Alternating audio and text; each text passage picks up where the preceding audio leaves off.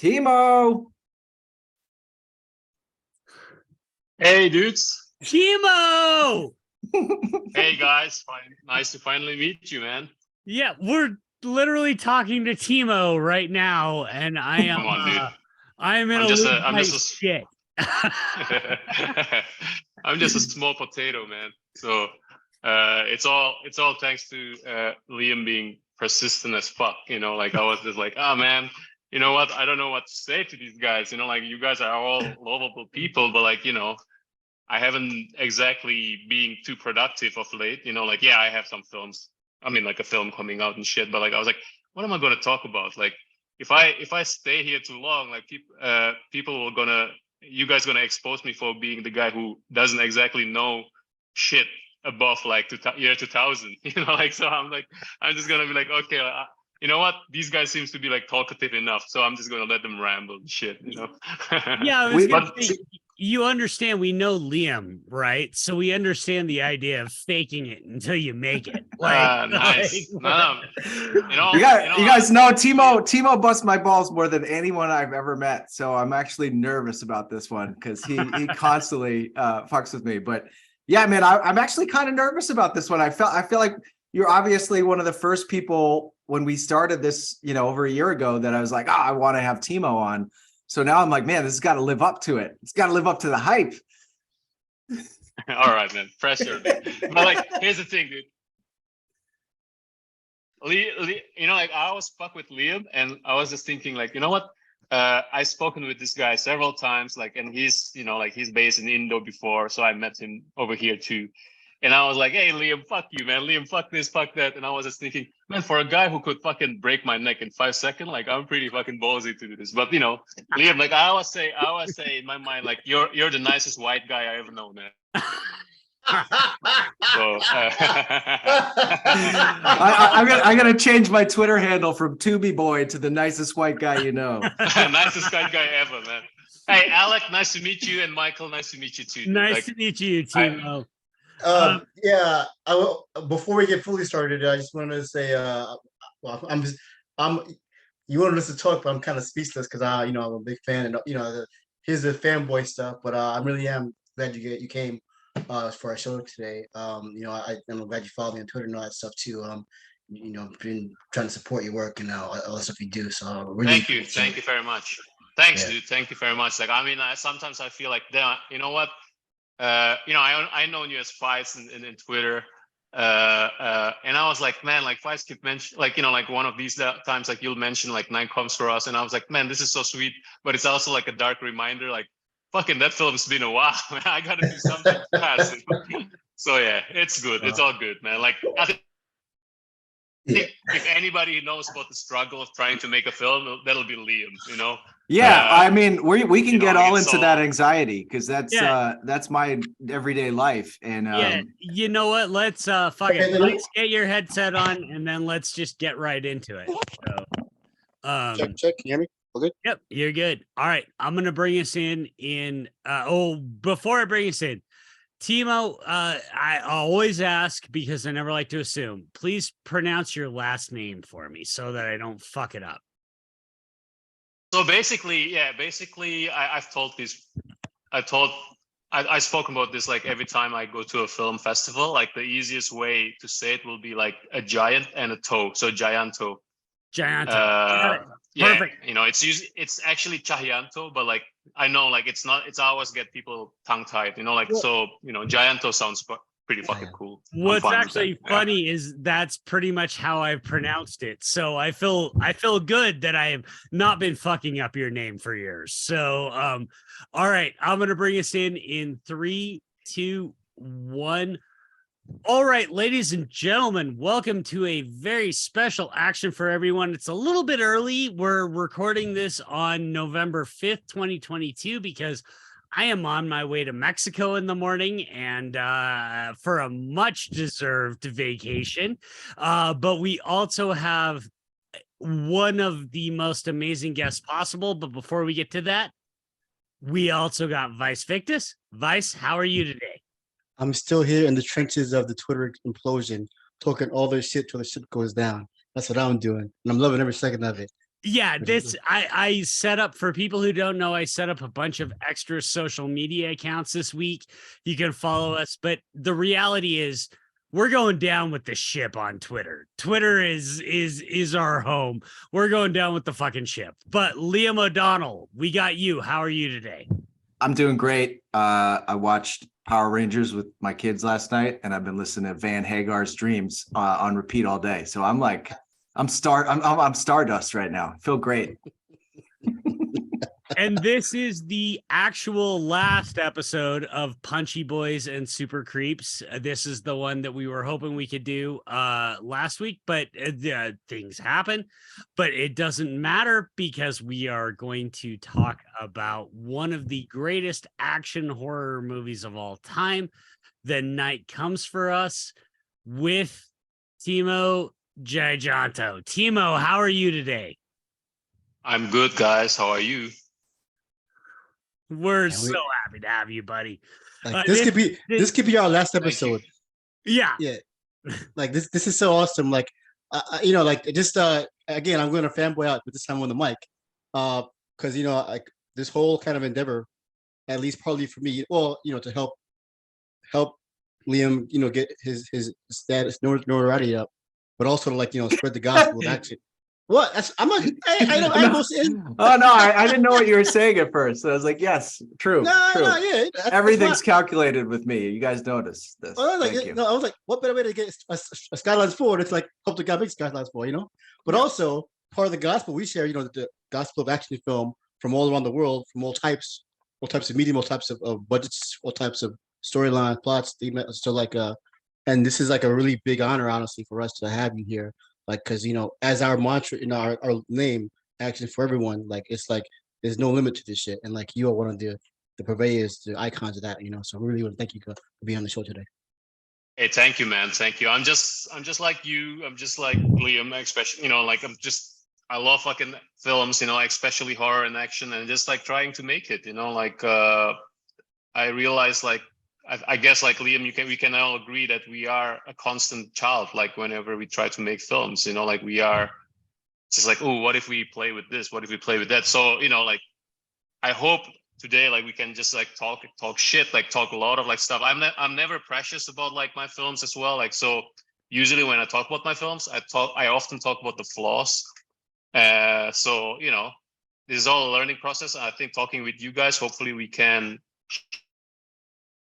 share some shit, Well, I was going to ask you, because a lot of people would look at your filmography and say, oh, he started in horror and then he moved to action and did action horror. But I think it's kind of more consistent than that, because even your first film, like slasher films are kind of action films to me in a way. The kills are action scenes, and you've always kind of treated them like action scenes. So when I go through, I actually don't see something that's like wildly different. Obviously, once you start working with the Wise team and you're doing a lot of martial arts, that adds a much more action component.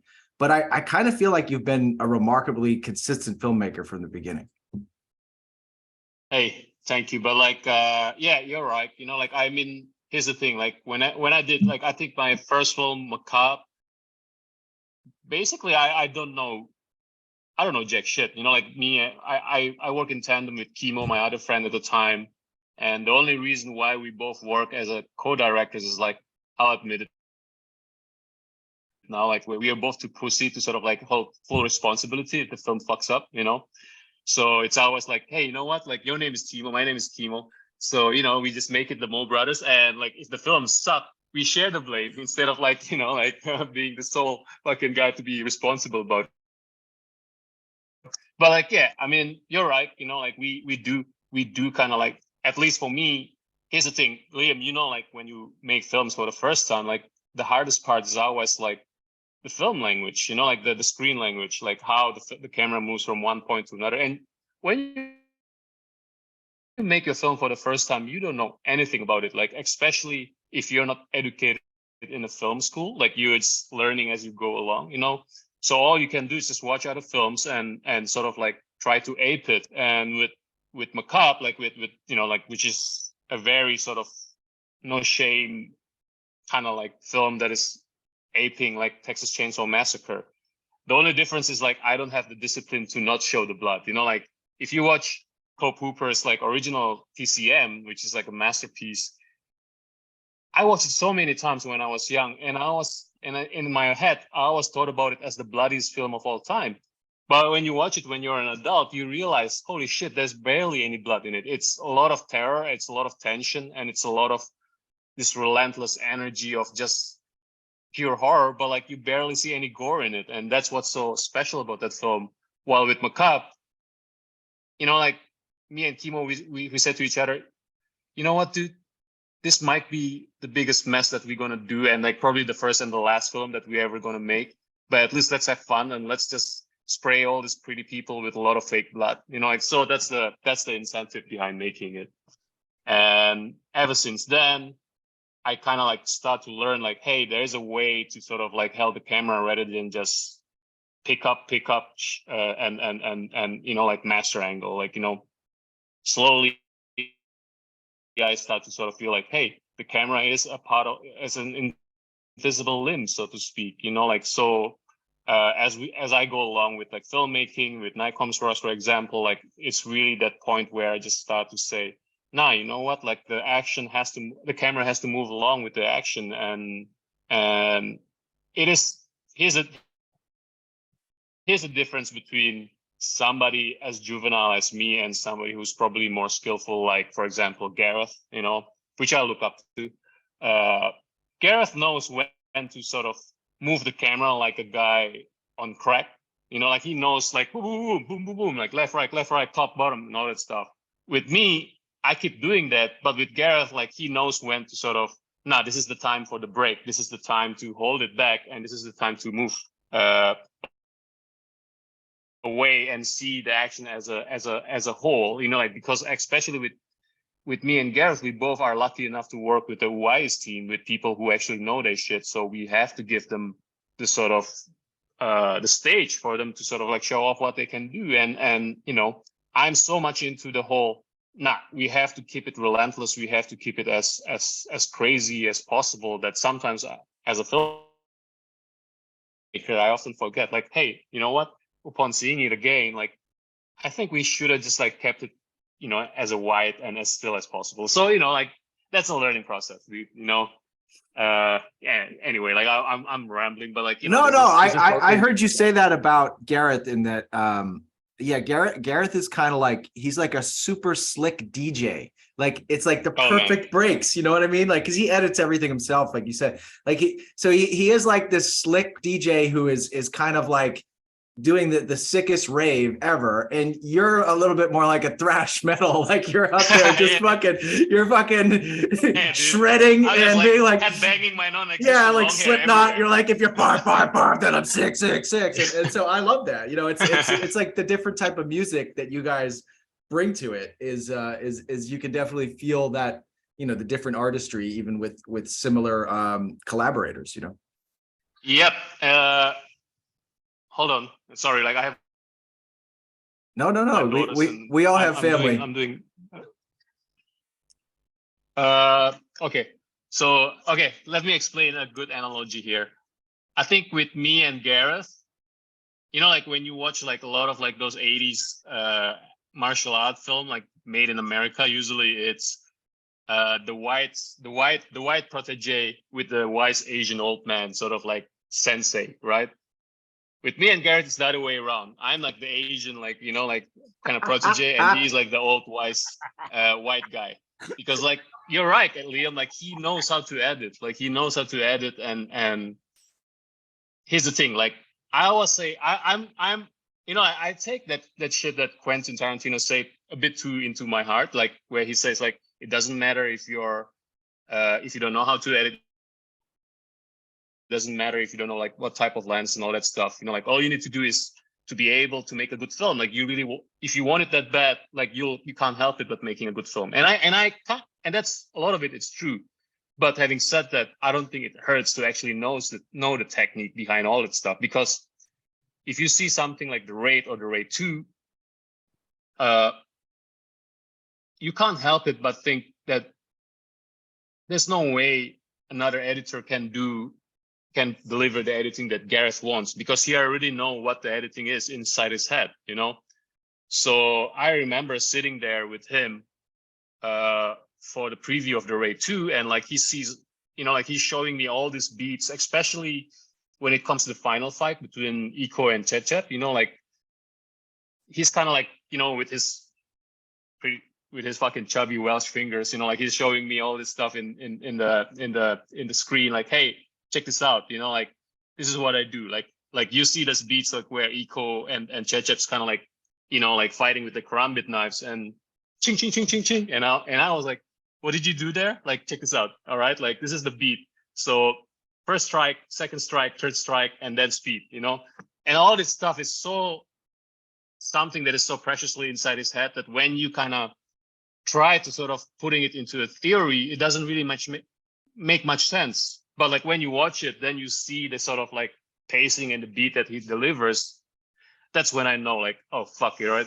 Okay, here's the difference between a guy who's already so consumed with his vision, like where he knows exactly the precise beats that he's gonna do, and the difference between somebody like me who's, you know, like I'm getting better, but like back then, like it's all about like, let's throw as much shit in on the wall and see what sticks, you know. Well, so yeah. I was gonna say, when I first started with those guys, let's talk. Wait, Mike, you go first, and then I want to talk about how I met Timo. And, I was just gonna say, for me, that's what's fascinating about that is, of course, VHS 2, which is, you know, kind of universally considered, Safe Haven is kind of universally considered the best VHS segment. So how, you know, that's the one time you guys have actually worked together. How did that come about? And how did that, like, because I mean, dude, that fucking segment is unreal. It's amazing. I fucking love it. But yeah, how did that come together? Hey, thank you.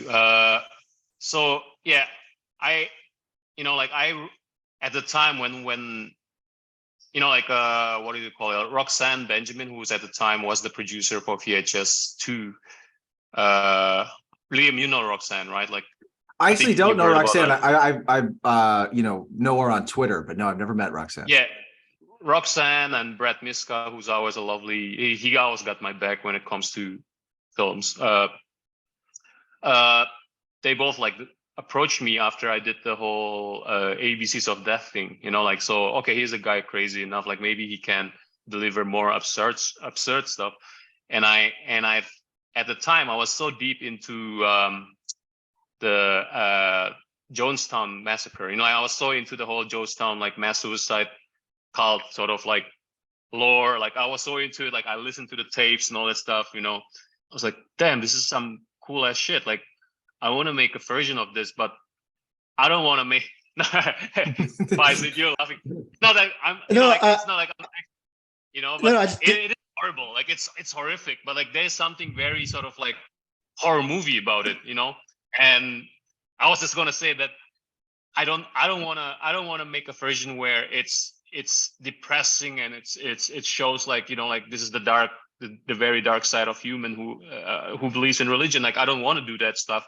So I decided like, hey, what if I make it more absurd, like demonic possession, you know, like Doom meets cult and all that stuff. So I wrote the script and I tried to sort of like gave it to producers, you know, with that amount of budget, which is not big, you know, like especially back then, VHS was really tight on the budget. And the Indonesian dudes, like they don't know what to make sense of it. Like, hey, I don't really know what you're trying to make here, because like at the end, like you have a reporter lady whose belly ripped off, and then you see this demonic goat creature coming out. And in my original treatment, I have the demon goat running around while the lady is still attached to him. So you see the half of her body is just, he's wearing this lady like a belt, you know, like a ripped off, like mangled belt. And like when everyone who reads it is like, what is the point in all this? Like, you know, like it's too good. At the time, Indonesia is very much supernatural horror kind of, you know, like kind of countries. even with Macabre, which we did the slasher, like it wasn't really sort of like straight away well received. Like it gained sort of like a status over time, but like people here, they're so much into the supernatural stuff that something where it's a lot of blood and gore, like people usually can't comprehend it, you know, like. And when I show it to Gareth's like, yeah, let's make this, man, but like let's make it so that it is almost like a one take thing, like it is almost like a kinetic sort of like energy, and like he puts a lot of that stuff into it, and like he put that whole camera that moves along with the character and all that stuff. Here's a cute thing though. Like I said, like, hey, do you want to do some research? You want to do some research on the cult mentality? And it's like, yeah, let's do it.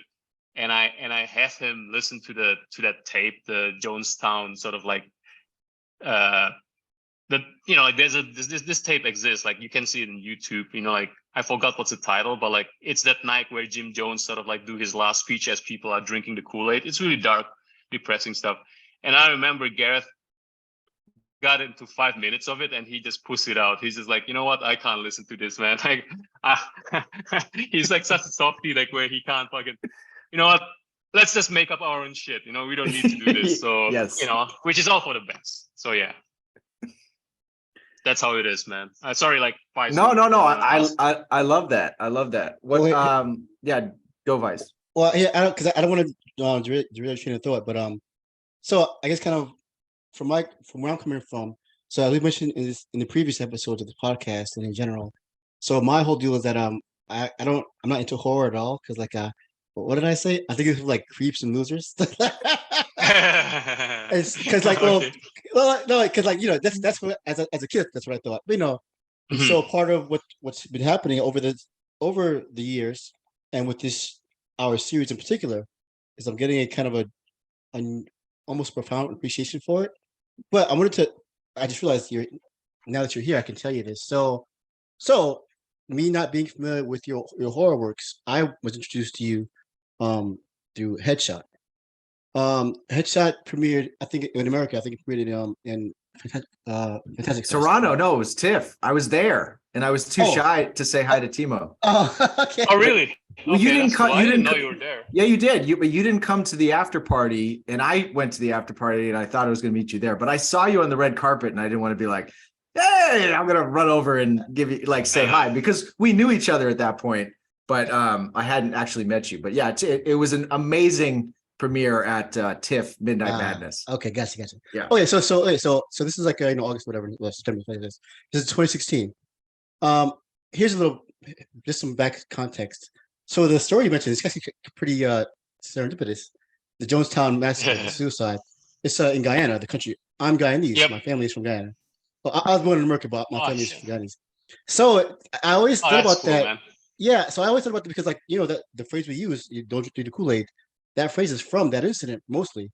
And so like, I know that. Yep. yeah, and so like for me, like this is a strange cultural artifact that I live with. Not like it must be up. It's like it's just crazy to know, like, that most people like I'm in New York, so Chinese people everywhere, but like most people they wouldn't know their cultural significance is to that crazy massacre, not what we, you know, not our actual culture. So it's a funny thing. So moving forward, yeah. And so part of that, though, part of why I'm not into horror is because to me, I fear the living more than I fear the dead. And then that incident was part of it, but also, you know, I spent I was in the army for like 12 years. I was in Iraq, Afghanistan, and so forth. So, you know, actually having seen, you know, the real horror, as you want to call it, that, you know, that kind of solidified my mind. So 2016, when Headshot came into Fantastic Fest, that was the year I got out the army. That was the year I discharged. And it was just a few months after I got out, so I was still kind of I'm not sure what the word is now. Still kind of raw. Like I still had to get back to the world a little bit. So the movie starts, and, you know, all this shit's happening, and like all this chaotic, one of the most violent movies I've ever seen. And it was like kind of a weird catharsis in a way, because like what was happening was that I was kind of reprocessing the stuff that I've seen in real life through your movie, like the way like it just goes so over the top, but it's still like there's still this real like this real tangible feeling of the violence. Like my favorite scene is the typewriter, the fucking typewriter, when he punches the typewriter and the type treads are still in his hands, and like when he punches the wall, like and the whole crowd is like and like you can feel that visceral thing, but like that moment, that experience, like it kind of, I don't know how to say, kind of helped me get over everything. I don't know. I know what you're saying, man. But like, because now that I think of it, here's the thing. The reality is when I wrote Headshot, first of all, I'll just be open. When I wrote Headshot, like it's my first time working with this production house, which eventually will be my home base for here. Until now, like Liam, you know him, Wiki, who's a really nice guy. He's always been supportive of my work. Wiki's the man. Wiki's the man. Yeah, Wiki's I love the man. Wiki. Like at the time, I was so broke, like, like this is on my first attempt to make Night Comes For Us, like, because like that didn't happen. Like I was supposed to make that film in 2014 because I'm still riding on the hype that we just brought our film Killers on Sundance. So I was like, I want to be that Sundance kid who make the fucking action film now, like, and I struggled to make that for like nearly a year, and like it went kibosh. So I was destitute. I was like, is this really the right path to be a filmmaker at the age of 34? I was like, wait, maybe if I start like real estate, like that would be fucking great. And I like, you know what? And and Joe came along. Luckily, Joe came along like, hey man, like, you know what? Like, it's too bad that we didn't make Night Comes For Us, but like, I want to introduce you to this guy, Wiki. Joe himself, I think at the time, is about to do the. Timo, sorry, I just want to say Joe Taslim is who we're talking about with Joe, right? Yep, Joe Taslim. Yeah, Joe Taslim. Yeah, exactly. He introduced me to Wiki at the time. Eco was also fresh from making your stuff, right, Liam? Like he's fresh from. But the whole reason, it's so funny to hear that you're depressed over Night Comes For Us falling apart in 2014. At the time you're finishing your shoot. At least you're already. I know, but the only reason I'm making a Skyline Part 4 is because Night Comes For Us fell apart in 2014. If your movie didn't fall apart then, I wouldn't have gotten Nico and Yayan in my movie. Because you were prepping for it, and you guys were doing that, and then it basically the timing worked out that when we showed up there, they were like, yeah, those guys, they were working on this movie for a couple months. They have all this amazing choreo, but it just fell apart. Bam! So like it was like this low point in your life. And it's like it like paid for my house. No wonder I'm always fucking shitting on you, dude. See, that's the thing, dude.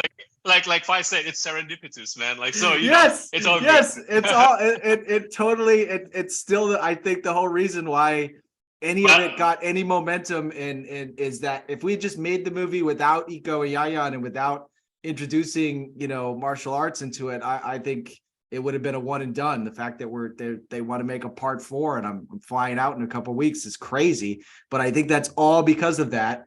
And so that's just what I was saying serendipitously. But yes, Iko he shot at the end of 2014 and the beginning of 2015 for us. So he was it was well past our thing when you guys started Headshot. Basically, in a nutshell, Liam, my misery equals to your opportunity. So you know what? Fucking I'm just gonna say it, man. Like fucking Skyline 4, dude. Like I expect my fucking royalty, dude. So I was gonna say though, I'm at the bar. In Batam Studios, which is where I shot Beyond Skyline, and then you shot Headshot afterwards. Yep. They have a bar there. That's the funny thing. I was gonna say, like, see, in a way, like we are intertwining because I remember shooting Headshot there, and I was like, all these weird fucking sets, like all this weird, like, what are these sets? Like this bizarre fucking, like a full bunker, the bunkers and all that stuff. The bunker, the Fort Temple, and all that stuff. And the bunker that you use in Skyline, I eventually like recycle it and use it for Headshot. So it, like fucking Mike really one cheap motherfucker. Now I'm just those sets existed before we even got there. So we reskinned them, and then you reskinned them. Yeah. Yep. So but it was funny when I was watching Headshot. It was like, and also all the different locations that you did around Batam. I've been there, so that's why to me it was like it was this great travelogue, and like I have all these great feelings attached to that shoot because Exactly, it was my dude. first movie, and it was Exactly. like, and like you said, it's Indonesian filmmaking was so young in 2014. All of our crew was like under 30, and they were just the most excited, jacked up kids to be doing this movie. And so it was like such a nurturing environment for me, even through all my, trials and tribulations. Everyone, they just like actually loved you and loved the movie. They would make their own like Beyond Skyline hats and shirts, and you'd be like, oh, like this is cool to you guys. Because when we go and shoot in LA, it's a bunch of grips that are like smoking cigarettes. They're like, this is the biggest piece of shit I've ever worked on. So it was so awesome to be there. But I was gonna say, the way I got introduced to this whole thing was I was at Ricky's bar, and I said, what else are you guys been working on? Like I was talking to Denang and Very, and they're like, oh, you got to see The Night Comes for Us choreo. And they showed me the bus graveyard, which isn't in the movie, right? No, it's not, because originally the script is quite different. Like there's a full block. So basically, here's the bittersweet thing. I get to make the film, but like in a much kind of like in a slightly smaller scale. But in the earlier draft, like I have a full blown Tong Wars and all that shit like going on in a bus graveyard. Yeah, so the bus graveyard choreo with Eco, you gotta use that for something because it was fucking incredible. I'll try, man. But so I said, holy shit, send me the script, and then you and I talked. I don't know if do you remember this? I remember, dude. I was in Batam. I basically told you, I said, hey, I'm at a visual effects company. The only way to make this as a VFX company, can you set this in like a Blade Runner futuristic world? And you were like, what's wrong with this guy? Yeah, I remember. It's like, oh, this is that sci-fi nerd. Because at the time, dude, I remember. At the time, I remember.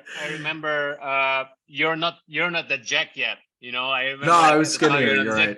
And here's the thing. Like my ongoing joke in my head is always like, you know what? I'm pretty sure because like some of the crew said like, like it was tough for that young director Liam, that nice white kid. Like he was like so patient. He was so full of patience, and like what's his name? The actor Frank Grillo. Yes, Frank Grillo. He's a nice guy, but like there are times when he's so angry. Like he's confused and he's like it's hot and all that stuff.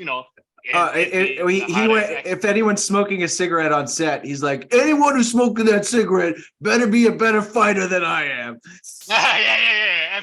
And I that poor guy like Liam, like he has to tackle Frank Grillo, like and I remember like, oh man, like so the whole reason, I see the reasoning while you are like slowly getting into this fucking shape. He's like I know Liam doesn't. There'll be a time when Liam will work with Frank Grillo again, and he doesn't want to be that fucking beta male. Like he wants to be like, "Yo, what's up, Liam? What's up, Frank?" Absolutely. That Timo, that literally made this entire podcast worth it. But like, sorry, man. Like, I'm going off tangent, but like, thanks. No, this is exactly why we wanted you on, because, like I said, we have this weird intertwined history between those couple of movies, and I do remember the first time we talked to you, and I was like, yeah, we could do that, and then we kind of just basically geeked out about Raid 2, which is still what we're doing, now all these years later. So yeah. But yeah, I was gonna say to Faiz, it's cool. Like I really feel, like I feel honored, man, that you say like there are some things, not that I want you to have that flashes of PSTD like going on, but like, because here's the thing, Headshot itself is such a weird film, because obviously working with a new production house and them kind of familiar with like the overly gory style that I usually do it, like sometimes almost nihilistic and all that stuff. Especially my last film was Killers, which is a very slow burn, sort of like not an action film at all. It's a psychological thriller that sort of like dwells into the mind of a serial killer, and it ends really rather bleakly. So they're like, oh well, we don't want this stuff, like we want something that is more lovey-dovey. That's why they cast Chelsea, who is a sweetheart, like the main actress in Headshot. And they say that, can we sort of like make Eco a more romantic sort of lead. And at the end, like it doesn't exactly become that. It's not a film where there's a lot of like blossoming love, but it's also about like the sweet, innocent relationship between a former assassin who lost his mind and a doctor. So I want to do that, but at the same time, if you watch the film, there is that kind of like thing where it sort of my shit kind of leaks, because there's a scene, for example, in the bus where every like innocent civilians getting massacred and all that stuff, you know, like, and even when I was making it, I was like already like it's already consciously there in my mind, like, am I making a very sort of schizophrenic film? Because like it tries to tell a love story between these two sweet people, but at the same time there's also a lot of like sadistic killings and stuff. So, you know, like it is a very sort of like experimental movie in that sense, where kind of like innocent platonic love story goes on, but there's like this very Asian sort of like melancholy and all that stuff, but it's at the same time it's also kind of like grindhousey. So yeah, man, like I just want to say like that's where I kind of learned how to sort of like, all right, there's a way horror and action can sort of like walk side by side. Doing a lot of like experimental stuff there and sort of try to kind of like make it better in the night comes for us. Well, Yeah, anyway, just no, actually, so couple of things. One, you mentioned Chelsea, so I definitely want to talk to you about her, but also May the Devil Take You and May the Devil Take You Too. So my favorite director of all time is Sam Raimi, and shit, that's cool. those movies are Sam Raimi as fuck, but also Chelsea, like, talk about hooking up. One of the things that we continually do on this show is talking about directors hooking their stars up. And my God, man, you hooked Chelsea up in those two fucking movies in a way that is just unreal. I don't even have a question. I just want you to know I fucking love both of those movies, man. Thank you, man. Thank you very much, dude. Like, I am glad you said that. Here's the thing. Like, there'll be few filmmakers that I want to rip off from, but like Sam Raimi won't be one of them, because like I just say I will blatantly rip him off. You know, what I'm trying to say. I will blatantly rip him off. I have a funny little experience when it comes to Sam Raimi. Like, and this is all stems from the fact that like when we did our short version of Macabre, you know, like we did a short film based on that. And that film went to LA Scream Fest, the film festival for horror, if you know that, Liam. We went there, presented, and caught the attention of Sam's assistant at the time. And we were invited to his lot in Sony, which, you know, like Ghost House Pictures at the time, they have an office in Sony. I don't know if they still have it right now, but like we went there, and typical of our luck, it just happens that Raimi wasn't there at the time, so all we see is like an empty chair with Sam Raimi written on it.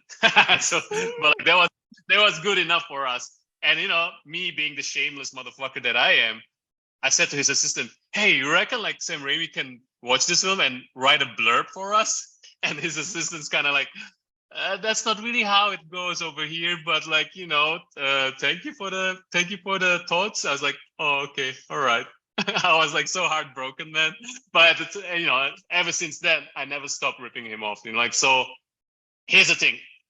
I intend to be. I think when it comes to being a filmmaker, you have your own journey. But like the closest guy that I can think of that I want to sort of like emulate the kind of career that he has will be Sam Raimi, because he's a guy who can perfectly sort of like toggle the meaning of what it is to be a genre filmmaker, regardless of, you know, like it being a violent film or it being a more child-friendly film, but it's always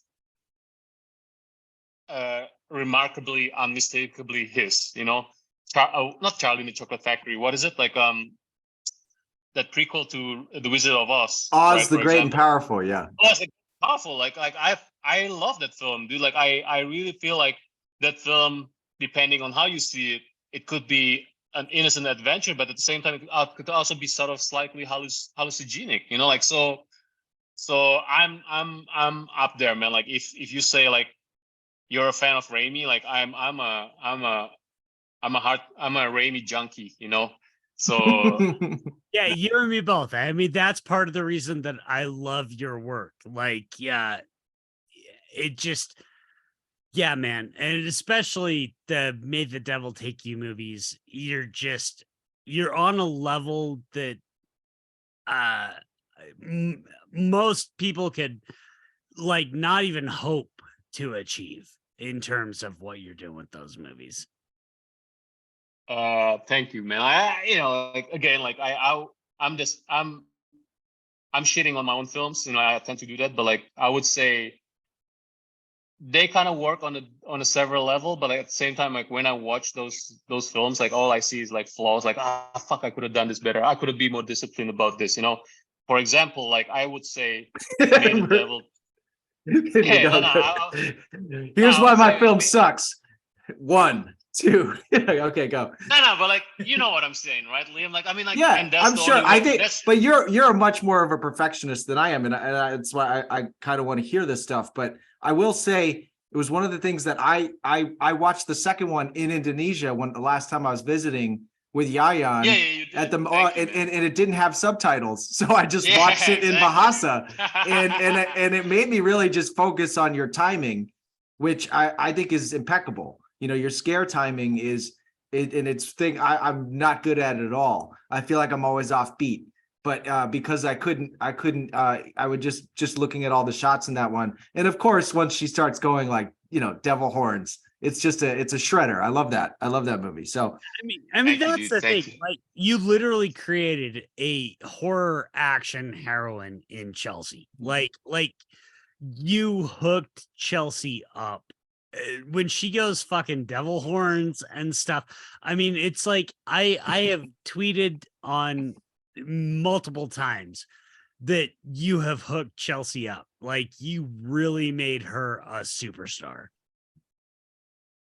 Well, thanks, dude. Thanks. Like, and here's the thing, like Liam, you met Chelsea, right? Like in real life, she's like the sweetest, most prim, sort of like well-behaved, like young woman ever, like she's absolutely like, oh, how are you? Like yes, good morning. Her mother's a sweetheart as well. I had exactly, like her mother's being so protective of her and all that stuff, like, but like once you sort of like get her going, like you rub the floor with her, like literally like just put like a lot of slime and blood, and she's like rub her face, like dude, you can tell like she's so pissed. Like whenever we shoot this stuff, like she always have this kind of thing, like, oh man, like Timo's just gonna like fucking make me do some really disgusting shit, like, and like make me like fucking crawl on the floor with fire and blood and all that slimy stuff.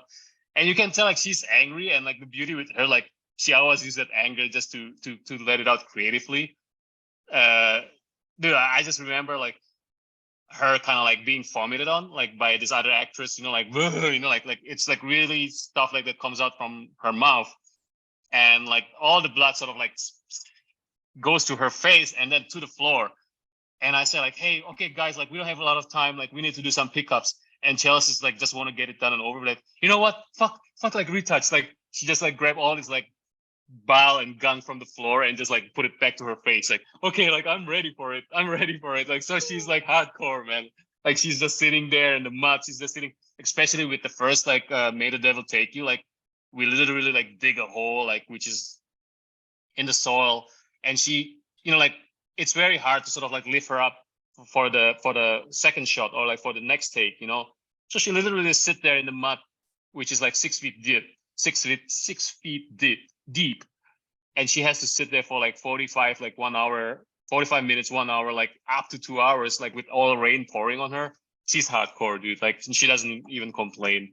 So yeah, I have nothing but like admiration for people who's willing to work for that kind of film, Well, I would say from working in Indonesia, that was like, the huge difference of the days that I would just have just Eco, and it'd be like, he just doesn't leave the set. He stands right next to the camera. He's like talking to me about what to do next. And it was like, oh my God, this is so much like better than working with American actors who want to take a break and want to go there. So it was like, that was like a dream come true. I do want to talk about Night Comes for Us a little bit more. And speaking of hooking up, one of my favorite people that I've met over in Indonesia, who I haven't gotten to work with yet, but I feel like you really gave him the perfect role, is Zach Lee as Bobby Boulay. You know, how did that role come about, and how did you pick Zach for it? Did you write it for Zach, or? Nah, yes, I wrote it for Zach, definitely for The Night Comes for Us. But like, here's the thing: like, I work with him in Headshot, right? Mhm. And Zach is just one of those guys where, man, I'm just gonna say it. You know what? Fuck it. You know, like, I think I deserve this much to sort of expose him a bit. You know, like, Zach has a pretty one of a kind sort of like record, what do you, not record, like, what do you call it? Like His history? reputation, yeah, reputation in the Indonesian film industry.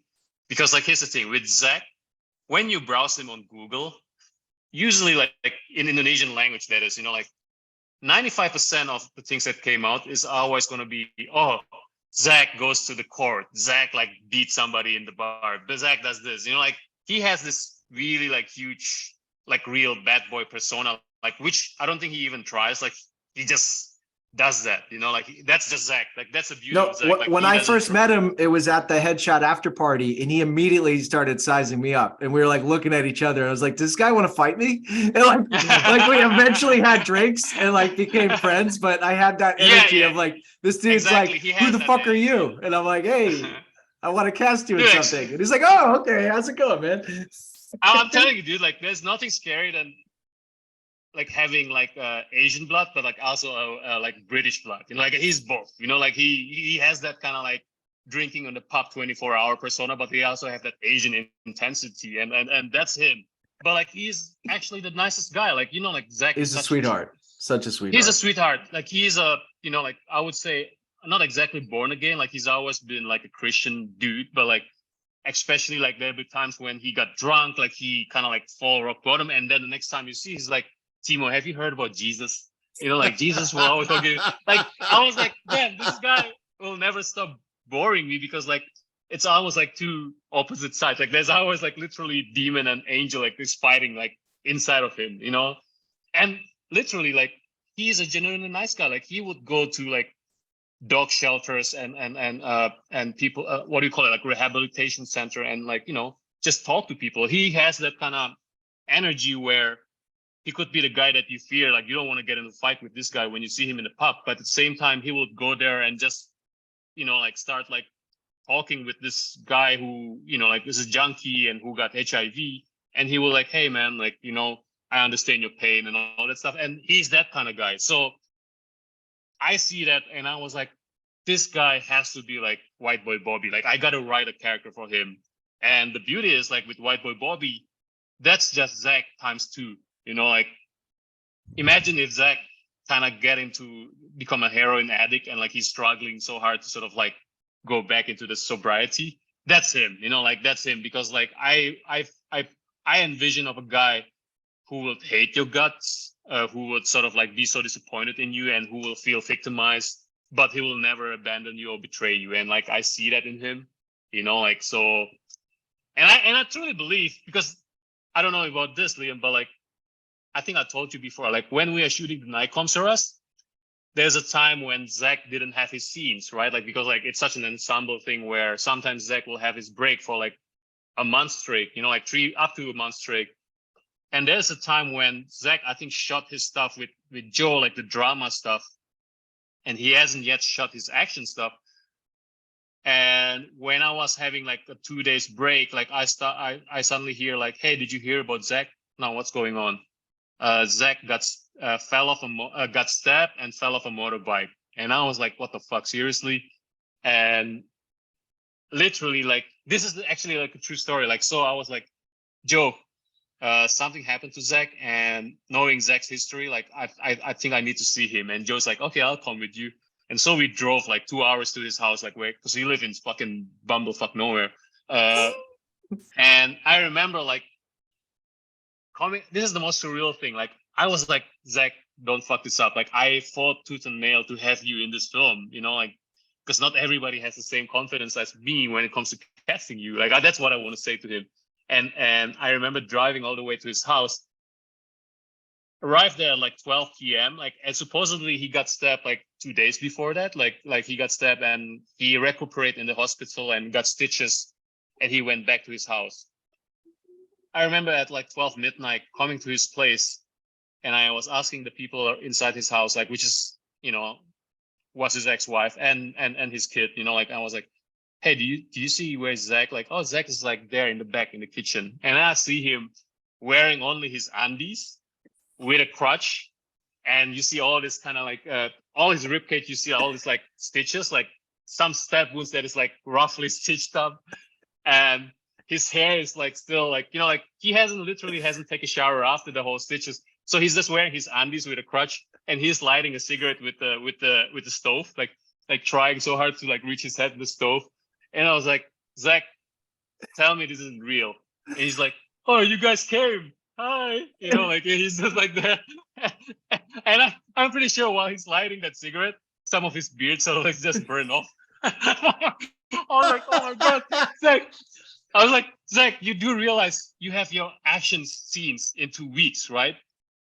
Yeah, I think I managed. I think I managed. Don't worry. Like what happened? Like he just told me like I was there like in my motorbike, like just waiting for the red light. Suddenly somebody took my wallet, stabbed me, and the next thing I know, I woke up in a ditch. And so he just like walked to the hospital by himself, and then he went home. Oh, and I was like, Jesus. Man, you know what? Yeah, I was like, I don't even want to know if this is real or not. Like, I just want this guy to be able to, like, I just, even if he makes up shit, like, even he's like, actually, like, he just got drunk and fall and decided to sort of like make his own sort of defense by saying like he got stabbed. I don't want to know, but no follow-up questions. No follow-up. No follow-up questions. Like, if you are not shooting, like Liam, like the problem with having ensemble cast. Once like one guy sort of like falter off, you are juggling to sort of like fit into everybody's schedule, because like not everybody's like, like everybody, like with actors, everyone thinks you're all there on set and you can just pull people on different days, but in some of these but like, people never meet each other. They don't even know they're in different times. It's a house of cards, like with this sort of stuff. So I remember like, Zach, you have to do this. I'm sorry, but like, I don't know, like my AED said, like, if you don't do this, like, like at the time, like we also have Eco who has his own schedule and Sunny and all that stuff. Don't worry. Have I ever disappointed you, dude? Like, breath reeking like beer, and like he hasn't showered for 2 days. You can literally smell the coppery smell of dried blood all over him. What a rock star. What a rock star. Nah, like that's the thing. But like I was like, Zach, eventually you'll get to 40. And you'll be too old for this shit, like, so, like I keep saying that to him so many times. And I remember like him just coming to the set that because like the next thing that he has to shoot is actually that fight with Hannah. So the part where he got killed off, like where he gets killed. And in order to do that, like he has to drop himself to the floor so many times. Because, like there's a formula, like he got stab, and then stab. And then he drops down to the ground. And I remember doing that because like, okay, it's long enough. So I actually like, I kind of didn't exactly say to Wiki at the time, like the exact got into an accident because I don't want to freak him out further. So we just shoot, like he just like, like he just wrapped his belly with a gauze and just like shoot, So I remember whenever he does that, he wins like, like, and I remember by the time we finally managed to go through that scene, Zach, you're a trooper. Thank you, man. And like, I remember like him lifting up his shirt and you see all this like blood starting to seep. Like, yeah, I'm okay. Like I told you, I won't disappoint you, man. And that's it, dude. I remember like, you know what? This guy is a bag of treasure. Like the problem with him is like, he just never got himself in order. But like, if he can't do that, like he's top. And I feel honestly, Liam, he should be one of those guys where you sort of like just try to work with him, like whenever you're gonna have I mean, every time I go, he's always the guy. He just like shows up at my hotel, takes me to the best food like ever in town, and like the last time I was there, right before the pandemic in I think it was 2020. he took me out. We're like got karaoke on the side of the street and like street food and beers. And it's like, yeah, he's just the greatest guest. And like one time in the after Beyond Skyline party, when we did it, everyone wanted to go to this like sleazy place and I was not feeling it. And he could sense that I was not enjoying myself. And he took me to get some street food in the middle of nowhere and was like, yeah, I got you. And made sure I got home safe. So he's just like, yeah, he's always been a great friend to me. Dude, that's the thing. Like he is definitely that guy who could exist in two planes. Like he could be in a church. He could also be in a sleazy sort of like really like greasy pole dancing place. Yeah. And that's the beauty. Like, dude, I told you, like when I was in Fantastic Fest, like we went for Night Comes to Us. He was there, and after that whole Night Comes to Us premiere, which was great, you know, like one of the best experience, he just disappeared. And I was like, where the fuck are you, Zach? Like I saw him like 2 days later. He actually just randomly walked into a bus stop and like catch a bus to nowhere. And like he met this girl and I was like, did something happen? Like, yeah, something did happen. I was like, what did happen? No, we went to a karaoke bar and like we played chess and we start talking about like life. And I actually believe him that he doesn't do anything with this woman. And like he just like, there's a time where he just like suddenly get this sort of like enlightenment and he just want to do some random talk. And the next, and you know, like random shit like, oh, by the way, this is my best friend. Like this guy that he met like 2 days ago, he's a Palestinian refugee and like he doesn't have anywhere to go. So, you know, like I just bring him for a donut.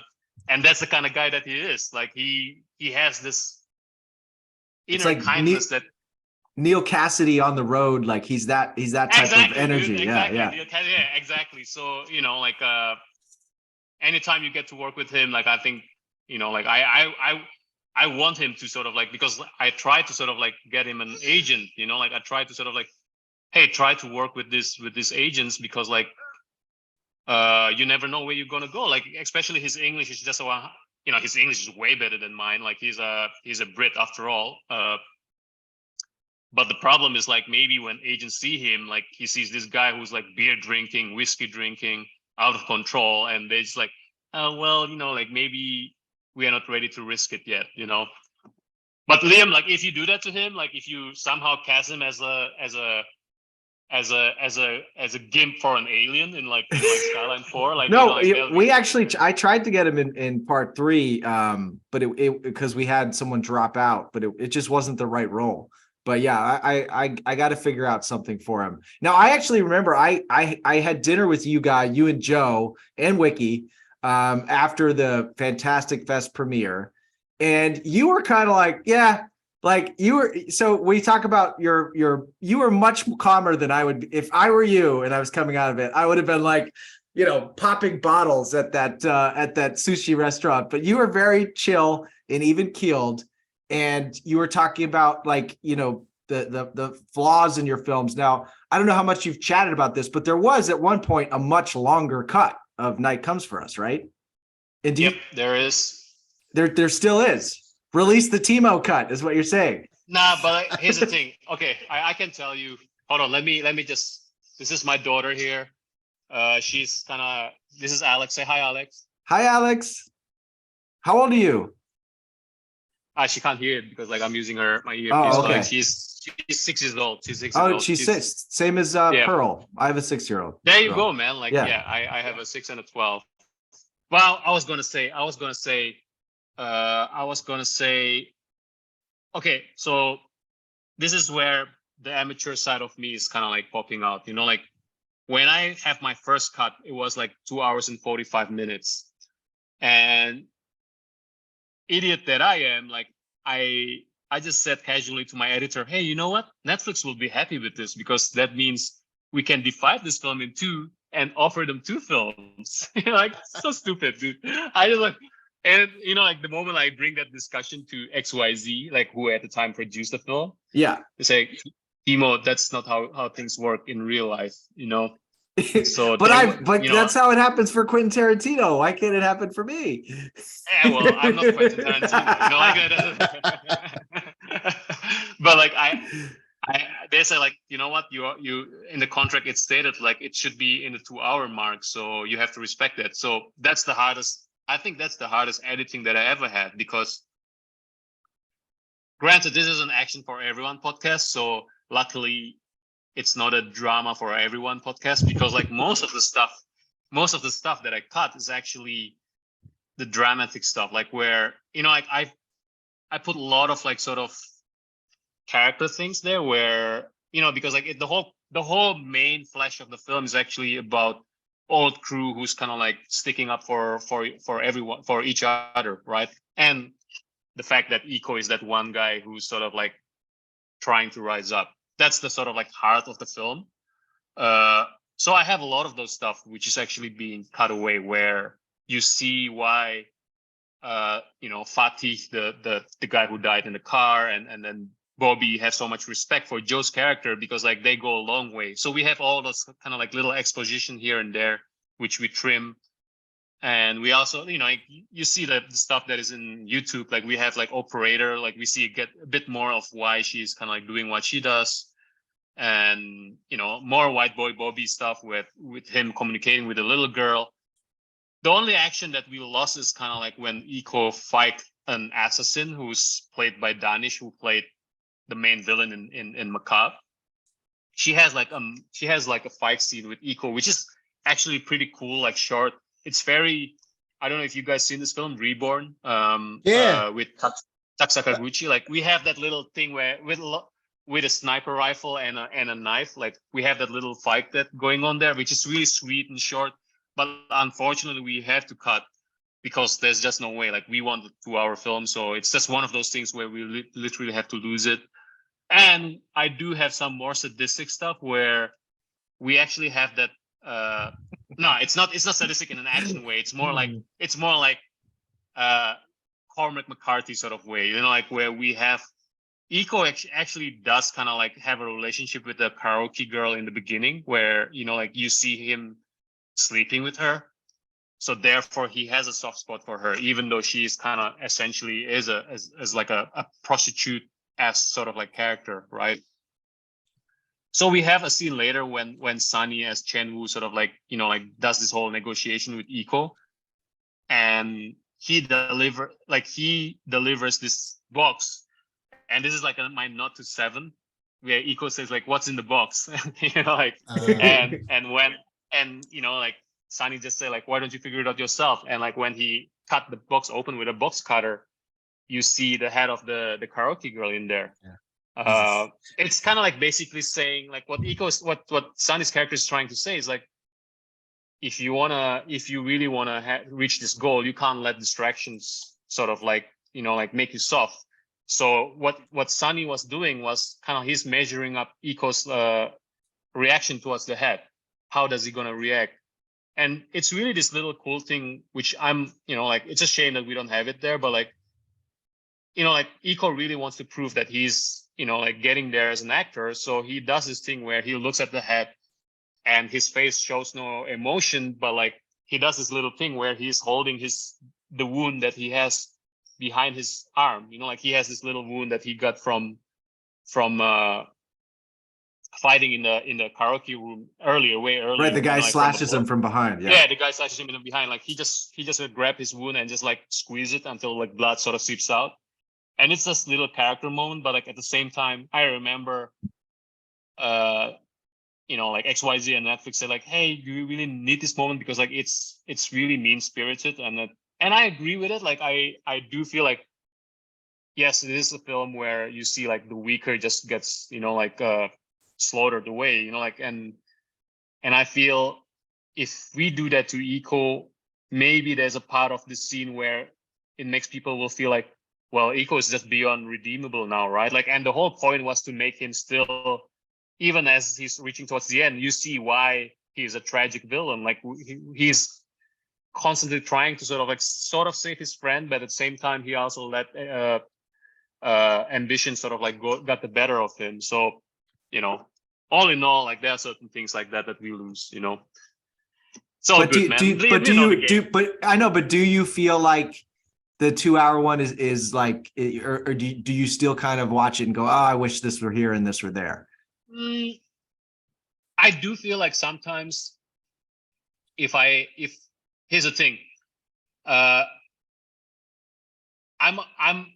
was changing my mind, because like I feel, yes, we we do have the responsibility to give the audience like a more compact sort of like entertainment, like where it just sort of like slots through, right? Like where people got to watch it without having to endure, so to speak. But like sometimes I feel like, hey, you know what? But like if this flourishes remain in the film, then I think this will be a much closer film to who is essentially me, because like I'm always like that. I'm always trying to sort of, I don't want to just make a template sort of like VOD film. Like I don't want to make like, you know, like without naming names, but like, you know, like those films where a lot of like Bruce Willis films like is attached to. I don't want to make that same film. I want to have films where there is that sort of beating heart into it, whether it be a crueler sort of like heart or whether it be a more complex and, you know, like, but like the juice is usually on those type of scenes, right? Like the heart, you know. No, So I think you delivered like you're saying, the contractual obligation, and this is a perfect type of film that now has become, you know, so beloved and have such a cult following that like Vinegar Syndrome or any of these Shout Factory, you guys owe it to yourselves to put out an incredible Blu-ray of this film and give Timo money to finish a director's cut, a longer cut for everyone to be able to enjoy. We should have 2 cuts of a movie like this, because everyone who's seen the other one is going to come back and want to see, you know, a more fleshed out version. I mean, you got another eco fight, you got heads and boxes. I mean, you're selling Blu-rays, imaginary Blu-rays left and right here. So I just wanted to give you the opportunity to do that, because I remember saying to you, like, dude, you're on fire. You're the fucking man right now. And you're like, I mean, it could have been better. And I was like, oh man, I always want to hear what the better version in your mind was. And so I just really thank you for sharing that with us. No, thank you, man. But like, here's the thing. My take is like this. Like, I feel at this point in my career, I just want to move forward. You know, like especially Liam, you know, like making films is harder now than ever in terms of trying to get things financed and all that stuff. So I just feel like, you know what, if I have the option, then I would definitely rather be making either a sequel of The Night Comes for Us or like some sort of spin-off. You know, like rather than like retreading, you know, like the old familiar ground. But like I always appreciate the sentimentality that people have for the film. Like whenever people mention it out of the blue, I was like, oh shit, people still remember it. Especially nowadays, man. Like films come and go, dude. Like it's different. Like when we are younger, when we are in our teens, we idolize these films when it come out as if it's a religion, you know, like when Terminator 2 came out, even Terminator 3, dude, like I was like, oh, I can't wait. I have to make this an event in our life. Now films just, you know, like you click your TV and by the next week we are already talking about the other film, right? I know, but I would say that your film is one that isn't like that, in that you got to remember, it's just because we're fucking in our 40s now, but like the kids that saw that movie, you know, that were in their formative teen years and 20s, like that's a classic, man. I mean, exactly. I'll also say, Timo, again, not to just like blow smoke up your ass, but the subject, VHS 94, is one of the most amazing shorts I've seen. So you're not just doing the like, here's this thing that people are doing. You're like actually trying to move the art forward. There's no question about that. I mean, I remember you actually retweeted me because I said, oh, holy shit, the subject is the most fucking BioShock movie that's ever been made. And so, you know, you're out here, you and Liam are out here trying to move this shit forward. You know, I wanted to say that you know, it's kind of interesting to hear you say about, you know, Chainsaw Massacre. So that, you know, that's one of the greatest movies of all time historically. And again, we're not trying to like, you know, like let's look at reaction. We're not trying to like. Yes, we are. That's the whole point of this podcast. We could just say this is an ass smoke blowing contest. I know. Well, the fact is, you made one of the most violent films of all time, and it's on, you know, it's on streaming on this crazy, you know, the film distribution world we live in now is a whole new ball game. But even with all this chaos and all this changes, you did that shit. And like, Hey, no matter thank if they you, turn thank us, so no matter if they turn Netflix off tomorrow, that's still gonna happen. So, but yeah, to reiterate, Liam's point, fucking Vinegar. But if fucking Wally can get a Criterion fucking Blu-ray, I don't know why your movie ain't got that shit yet. So, if y'all, somebody who watch Criterion, listen to this podcast, get your shit together, give him a fucking call, get get it in the Blu-ray, and put a razor in each Blu-ray should come with a razor blade. Do that shit. But anyway, That's actually a cool one. But Timo, But- and you have been moving forward, especially compared to some other filmmakers on the podcast. You're always doing something next. And actually, one of my big questions of what I want to ask you is, one, how you pick your next features, and then two, how are you like doing this juggling of the schedules around them? And like, because that has been the most stressful thing for me in the past 2 years of like, oh yeah, I'll do that one. And then the other person says they'll do this one. And then someone tells me I got to drop out of one, but neither one have paid me anything. And I've been working on them for months. And you're like, so this like, this gridlock, and everyone thinks that they own you. And if you choose one of the other ones, you're, betraying that all this, equity that they feel like they've put in you by making you the director of it. It's incredibly stressful. And I can only imagine it's more complicated by being in Indonesia, because you basically have two different industries now that you're working in. So talk to me about that. Like, how have you navigated that the last 2 years? Okay, so Liam, I agree with you that the fact that we are having guilt for sort of like, okay, if we take this one, that means we have to sort of sacrifice this other one. And having that guilt, I feel gives us the edge, because that means we are still decent people. Like, this being a very sort of ruthless industry, I feel, especially now that I kind of getting more familiar with the grind, I feel you have to be sometimes, like most of the time, I can see why people are being such horrible assholes in this industry, because it is, in a sense, it is a hopeful industry that's filled with dreams, but it's also a nihilistic one. It's weird, I will say that, but like, to answer your question, I think here's the thing. By now, I know enough that Hollywood, like especially I have several developments going on, like with my English language film. Like I do have several things with Warner Brothers and Universal and all that stuff. I think I have to treat it like a full moon sort of situation. Like it's. Like a friend that works in Hollywood says it better, says it best. He said, you know what, like when you're waiting for that call as a director in Hollywood, if you're too sort of like locked up in that world, you will end up like a prostitute in Grand Theft Auto games, where you're just standing there in the corner, like doing that little sway thing. And I was like, I do like, and this guy is like, he's a cool guy. Like, I think you're gonna like him. He's a fight choreographer in Hollywood, and I was like, you got a point, because like I did a lot of like development, like pretty intense development for the past, like especially when COVID came. Like beauty is like we do this Zoom, like you can do like developments over Zoom, Yeah. But like one thing that I learned, Liam, development is a totally different thing with being actually green lighted, so like I was naive thinking that it's like in Indonesia, when you are developing, that means the film is like 99.9% getting made, and you just they're not wasting time. They're like, we are not wasting time. Like, yeah. Like, dude, like I could be right. Like Headshot, I wrote it in 2.5 weeks, and I by the next month I was shooting already, like, and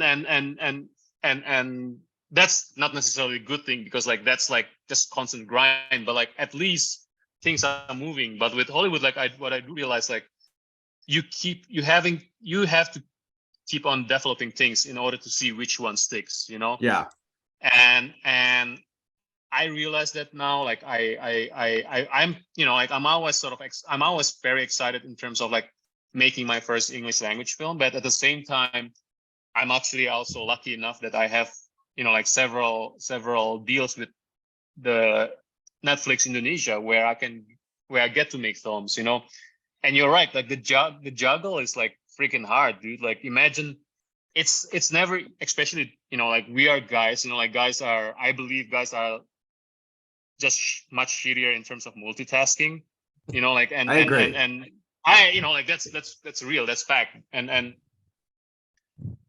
imagine like you are thinking about like a film where you have, you know, like zombies and all that stuff, and then the next thing you know, you gotta know, like, okay, like now it's my part of time to think about that, and now I start to think about a choreography for this action comedy film, or now I have to start thinking about this character driven action film, you know, like it's just tough, dude. And I'm still trying to sort of like find out what's the discipline in order to pull that off, you know, like, so for I me, wanted to mention.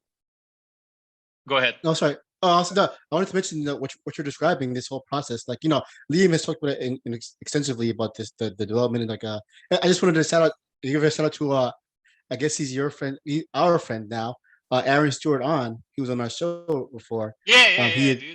Yeah, you know, he mentioned this because I had met him about the same time, 2016. Yes, you guys are both from New York, right? So yeah, exactly, yeah. Yeah.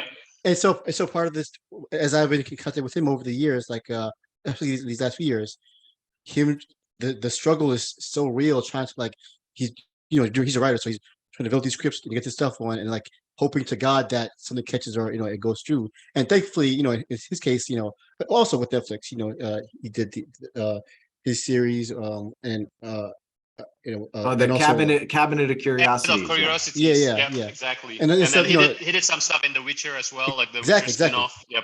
Exactly. So like it's like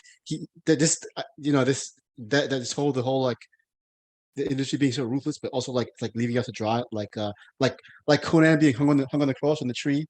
It's like he's got to wait there for somebody to save you. We know, Exactly. Exactly. I gotta say though that the difference with the writing, which is like it's so hard, I think, to mentally like finish a script and then just be like, okay, I'm gonna go do another one. That's why I do like a script a year. I'm not like a real writer like an Aaron. But I agree, Liam. Here's the thing. I think the safest way to say, I'm not saying anything about your writing. I think you're a way better writer than me, because just the fact that you are more grounded and you are more even-minded than me. But like, here's the thing. No one in our audience agrees with that. But yes, continue. No. But like, what I'm trying to say is like, I rather label myself as a filmmaker who has to write his own stuff out of necessity sometimes, rather than a writer, because like I would never say, oh, I'm a writer, by the way. Like, writing is so hard, and I agree that a writer's life is sometimes even harder than a director's life. It is, I think, mentally, but I was gonna say what's hard for us, Timo, is that when you go, okay, but now I'm gonna go away from my family for like 3 months, and then that's hanging over your life, and then all of a sudden this other one saying like, okay, but you're gonna go here for 2 months. And then you got to make this decision. And like you're saying, like, I think we're both somewhat good people because we actually feel guilt. But I know a lot of filmmakers just don't. And they'll just basically kind of book themselves all over and just take the first winner. But every time I say yes to something, it's because I really want to make it. And I really want, like, I'm really in love with it. And so it's always like really heartbreaking either way. And it becomes this very stressful thing. And so whenever I say no to something, I feel better because I don't like that energy of disappointing people. And so that's just something I feel like I have to get over because you kind of just have to keep, like you said, not necessarily, you don't want to be the girl on the side of the road in Grand Theft Auto, but you kind of have to put your ass all over the street. You're gonna have you're gonna have a whole stable of yourself on different street corners, waiting around. There's an old Black Police movie goes, the line goes, you gotta give ass to get ass. That's how the line goes. That's correct, man. That's correct, dude. Like, and that's the thing that I want to tell to younger filmmakers as well. Like, where, damn, dude, like we are actually getting older to the fact that we can say younger filmmakers now. I know.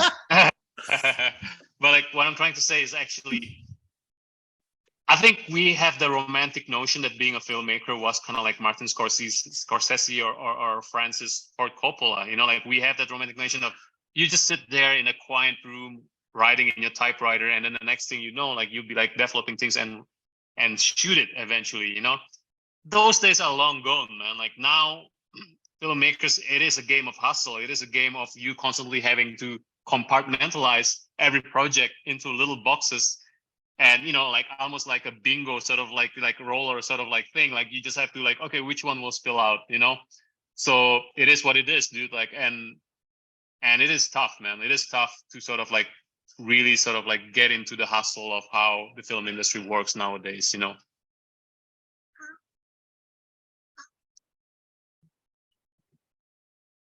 All right. So Timo, I gotta ask, you have worked with Eco, you've worked with Yep. you've worked with Chelsea.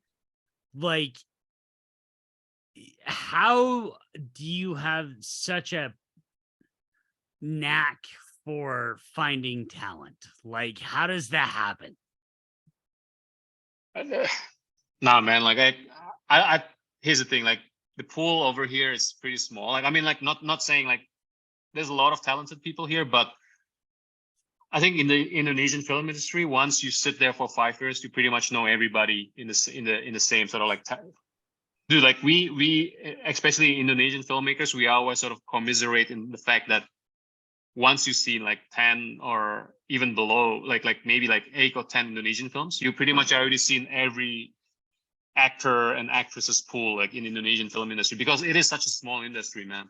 So Well, and I do have to admit, I also forgot to mention Julie Estelle. Yeah, which everyone thinks Garrett. Everyone thinks Garrett's discovered her, but no, it was Timo. It was Timo. Nah, she's already cool. Like she was in Macabre and all that stuff, but like I think her most iconic role is definitely Hammer Girl is one of them. But like you guys got to convince Julie to be in this podcast actually, because like here's the thing, I'm trying to convince Julie to shoot another film with me. Like she is kind of like settling into the marriage life. She enjoys that, so you know, all power to her. But like I was like, don't you want to just go with a glory? Like, do you know what's gonna go out with a bang? Like, be like scummy and like dirty and filthy one more time before you settle into a marriage life with like 2 kids, you know, like let's just do this, girl. Let's just do this. Like I'm do that. You need to do that. Julie to be on this podcast, because she's got an open invitation to join us. Because yes, absolutely, we will. All right, man. I'll try. I'll do that. Yes, I was lucky to have lunch with her around that time. You remember I had what you called it, that fucking monkey movie that I was gonna make over there called Giganto. And you'll be like, no. Hey, are you making that fucking monkey movie, man?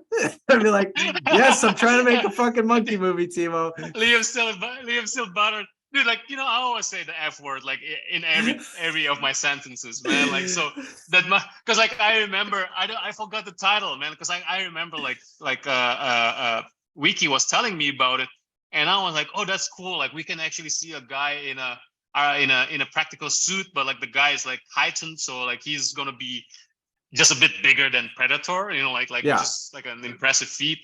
And I remember him mentioning the title only once, dude. Only once, like he mentioned the title. So I was like snapping my fingers inside my brain. It's like, what is that fucking ape monkey movie? Like, you know, like, and then I remember like Giganto, right? Like there you go, man. Like so Giganto, what, you know, like yeah. Those, you know, like so yeah. It was definitely I wanted to be able to make that, man. I want to see you suffer another. Oh, like, I know. It would have been insane. Indonesian tropic jungle. Yeah, no, Borneo. Uh-huh. It was supposed to be in Borneo. Yeah, Borneo. Good luck shooting there. They were going through and being like, "We need to build platforms because the crocodiles will just grab you out of your tent and pull you into the river." And I was like, "What the fuck have I got myself into?" Dude, exactly. So I'm thinking. You know what? I think if Liam ever gonna get this green light, I think he just couldn't be arsed to go to actual Borneo. He just end up doing like a virtual set. In it'll be Jungle Cruise Giganto. Exactly. Oh, So there you here. go, man. I have we're kind of going every direction, but this has occurred to me. So I want to. We mentioned, like the international part of it. Well, having to go from having well, Indonesian acting scene is relatively small compared to other countries, right? But then in your films, you're able to have this kind of international flavor, even though it's very distinctly from where you are. Like you got Hannah Rashid, like part of it they have several foreign actors as it were. Um, is and you mentioned you're trying to work on developing other things with American companies. Do so when you're either writing the story or like just kind of a project in general. Do you are you kind of forced to keep it local? Like for example, say because Okay, well, that's a like good because question. Okay, yeah, so that's actually a good question because I'm definitely in that awkward spot where my sensibilities tend to lean more to a Western sort of like uh, filmmaking, or at least sensibilities in terms of my film. Like my influences is definitely like Walter Hill and like fucking ranging from Roman Polanski, Walter Hill, Hitchcock, Sam Raimi, like and just like hardcore 80s action films, So when it comes to making films in Indonesia, sometimes they definitely will see my films as kind of being the odd one out, like we, even with May the Devil Take You movies, like like Michael said, like it's Sam Raimi more than J horror, like, and so it is a case where I'm always trying to sort of like trying to balance out like what is the right spot for me to be able to please Indonesian audiences while still delivering things for my non-Indonesian audiences, because I feel I do have the responsibility to if I make an Indonesian film, like I'm already subconsciously thinking of, but like what, like my people who watch my film, which are not Indonesian, they have to be able to enjoy this too, and that's sometimes a very sort of like hard spot to sort of reach.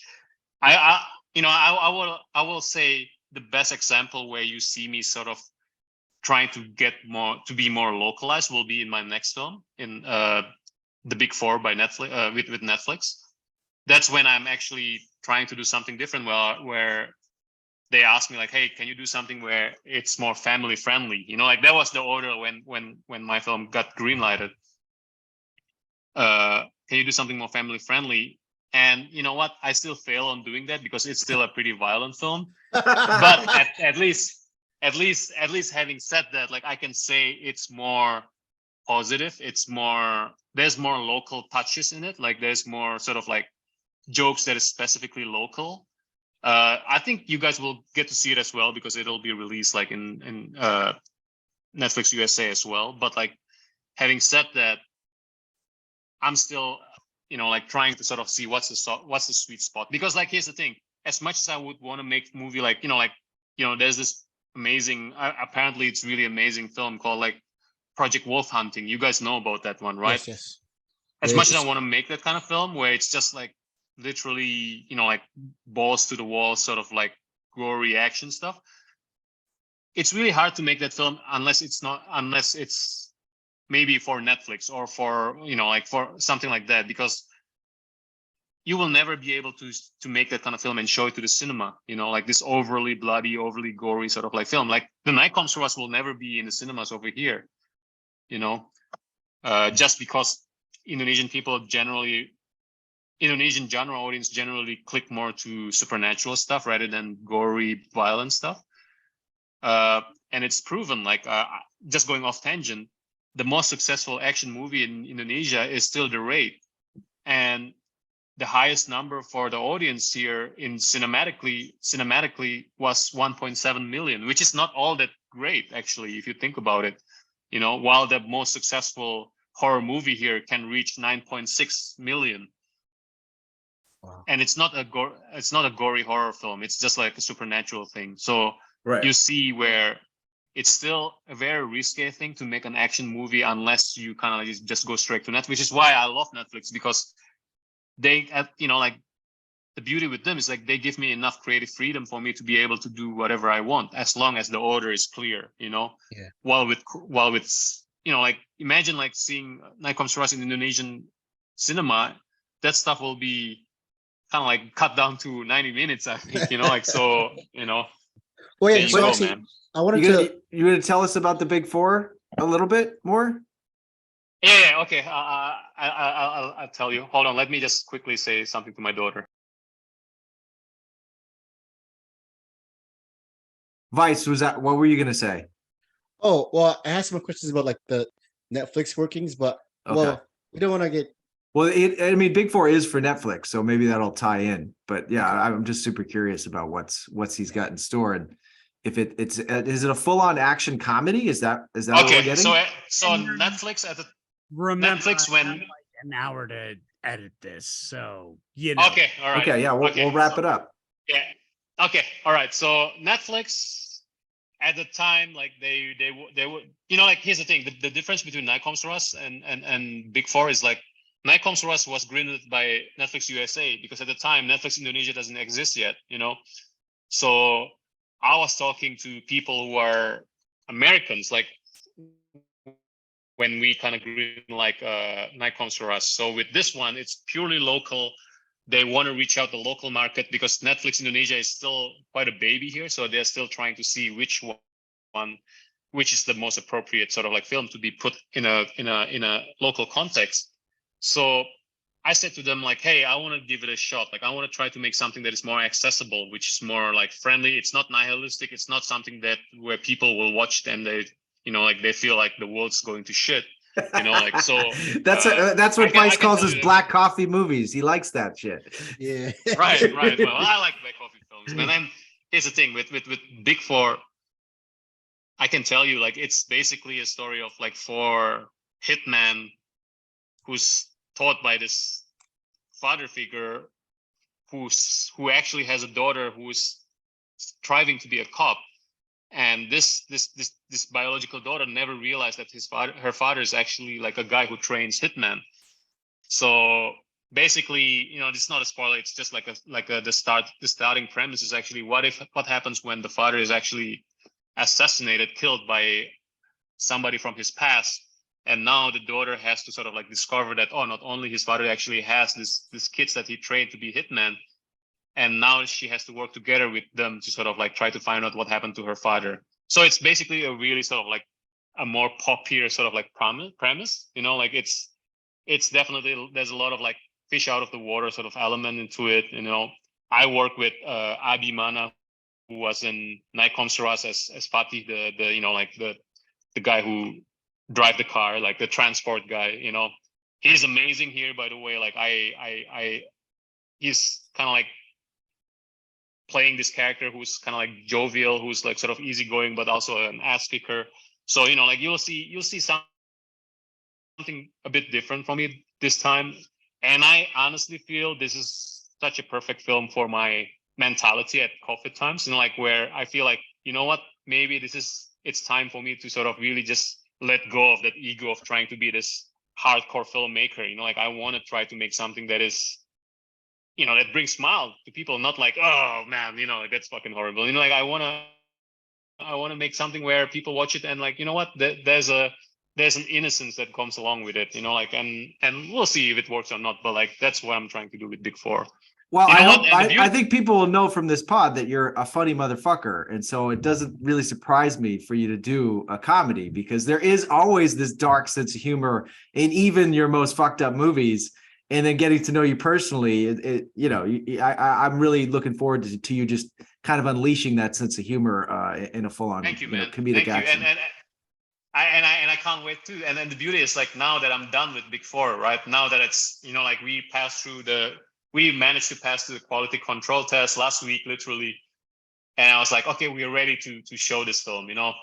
And the beauty with that is now I'm kind of craving back to make some dark shit. So I'm writing now, and like I gotta make this as grimy and as violent as possible. You know, like I'm already thinking like, nah, this character has to die too. No, this character, you know what? There's a beauty in this character's dying. You know, like so I'm already doing that. So yeah, man, like it's a good balance, like to do, like to do the smile and then to do the frown, Yeah. We'll see, dude. Like, let's just see how it goes. So yeah.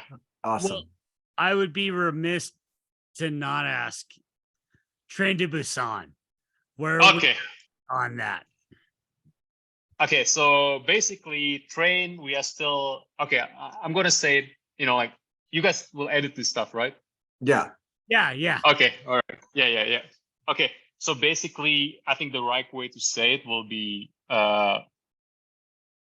right now I'm still waiting. Like I'm ready for it. Like we already did like our sort of like soft sort of like pre-pro.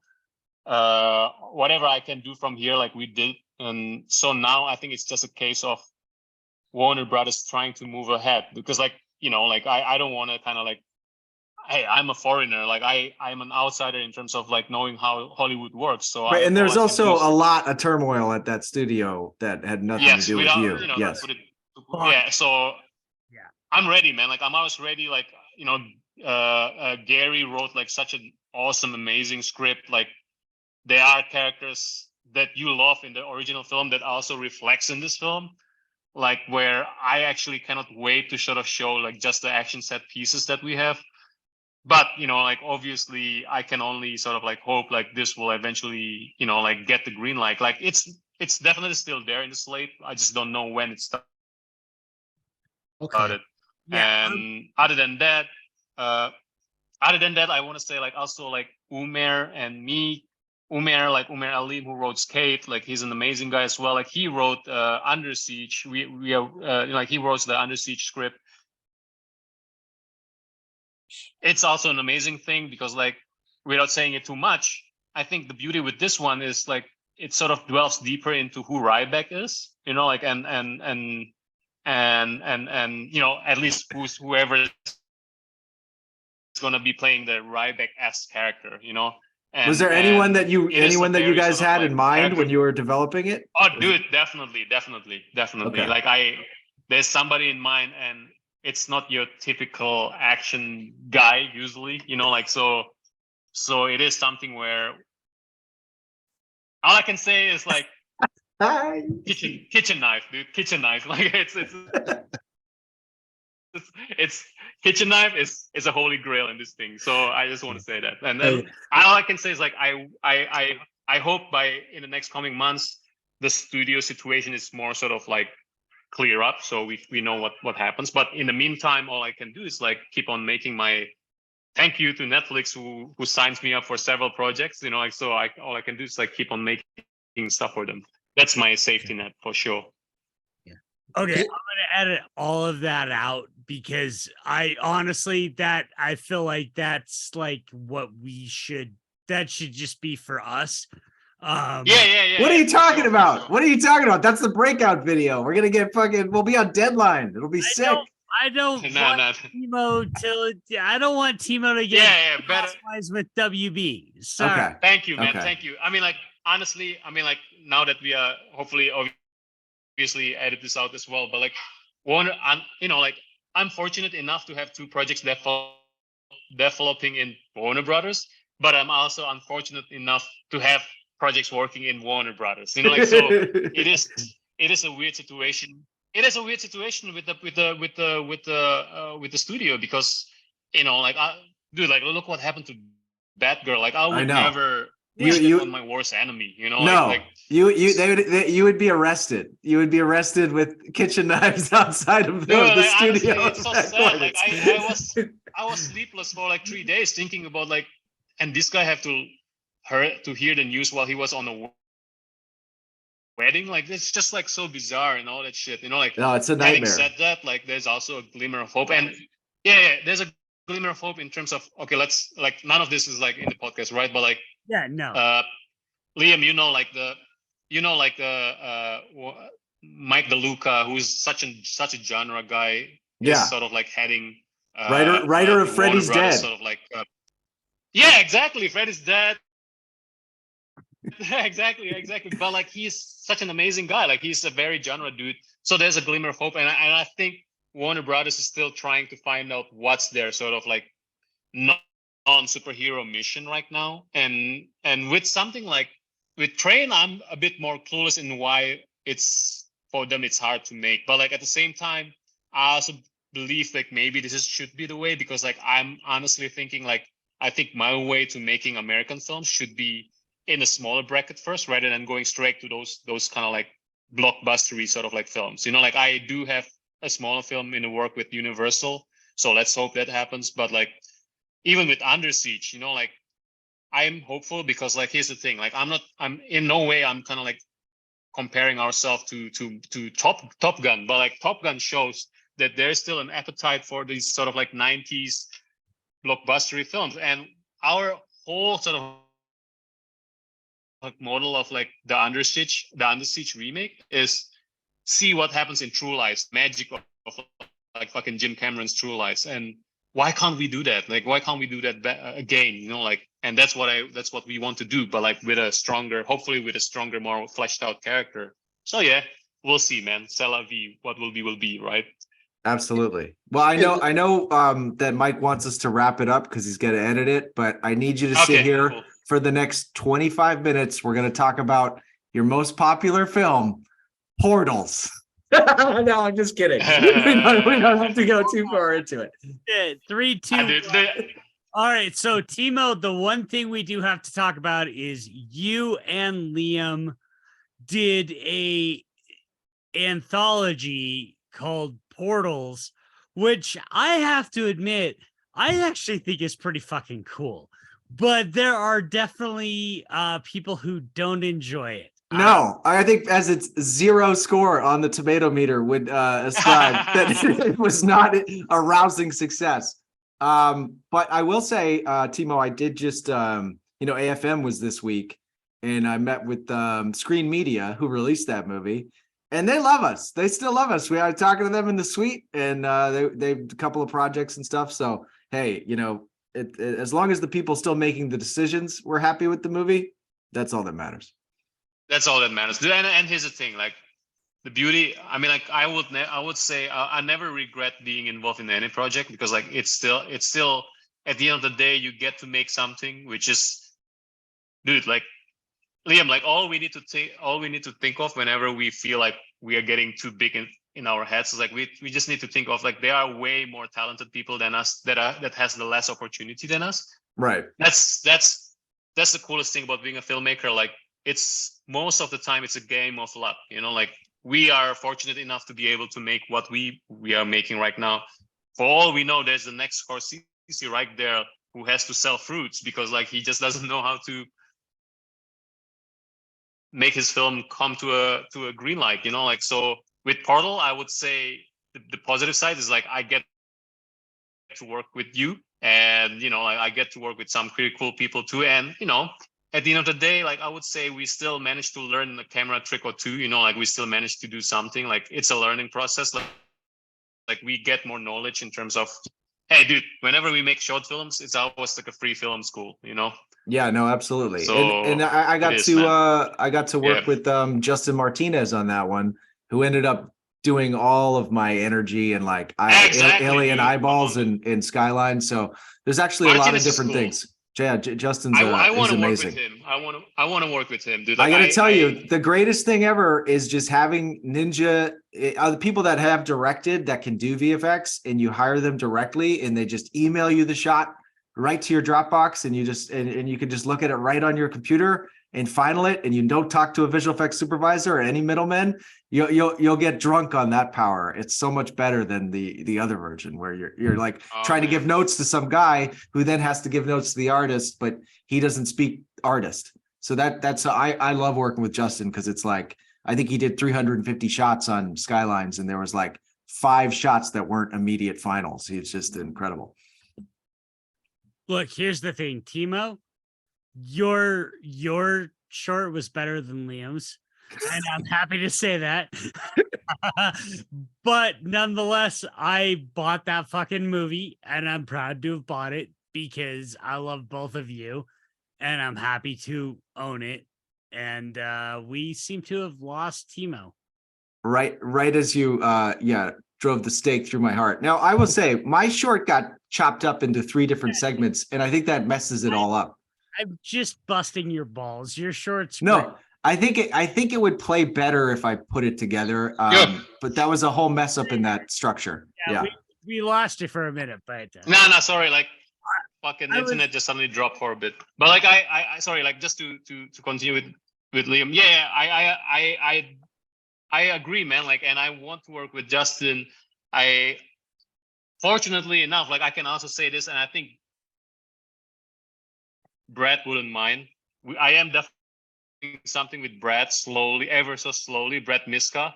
Yeah.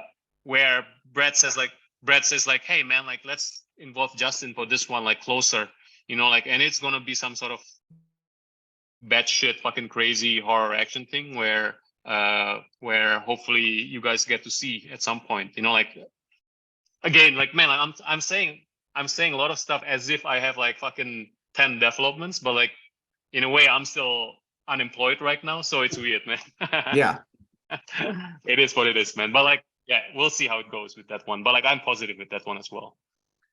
Yeah. So what you missed is me saying your Portals segment is better than Liam's, and then he got all upset with me.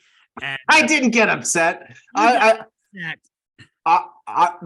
don't even know the behind the scenes of that situation. I was the one who fought, like people. One of the producers was trying to like that was two different movies that got.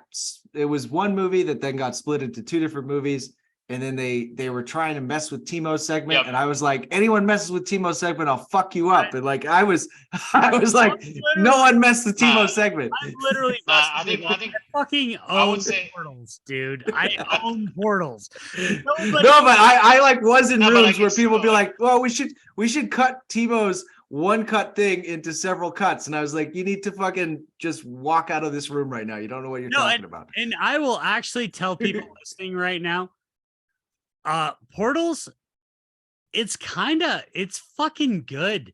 Like I am absolutely not like talking bullshit. It's fucking good. It's a good anthology. There's good shit in it. It's very creative.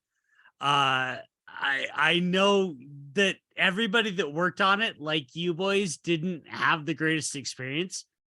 It was just very, very cheap. It was testing the absolute limits of cheapness. And I think that cheapness can work, not saying like it can work in horror better than melding it in with sci-fi. Yeah. And it's melding it in with sci-fi, you really feel the limits of the budget, because sci-fi, like you need more scope and you need more like wonder. And I also think we kind of like, I think you can tell in all the shorts that the creatives are kind of butting up against the head of like, what are these portals? And like the producers like didn't have the answers for that, and they also didn't want to answer it.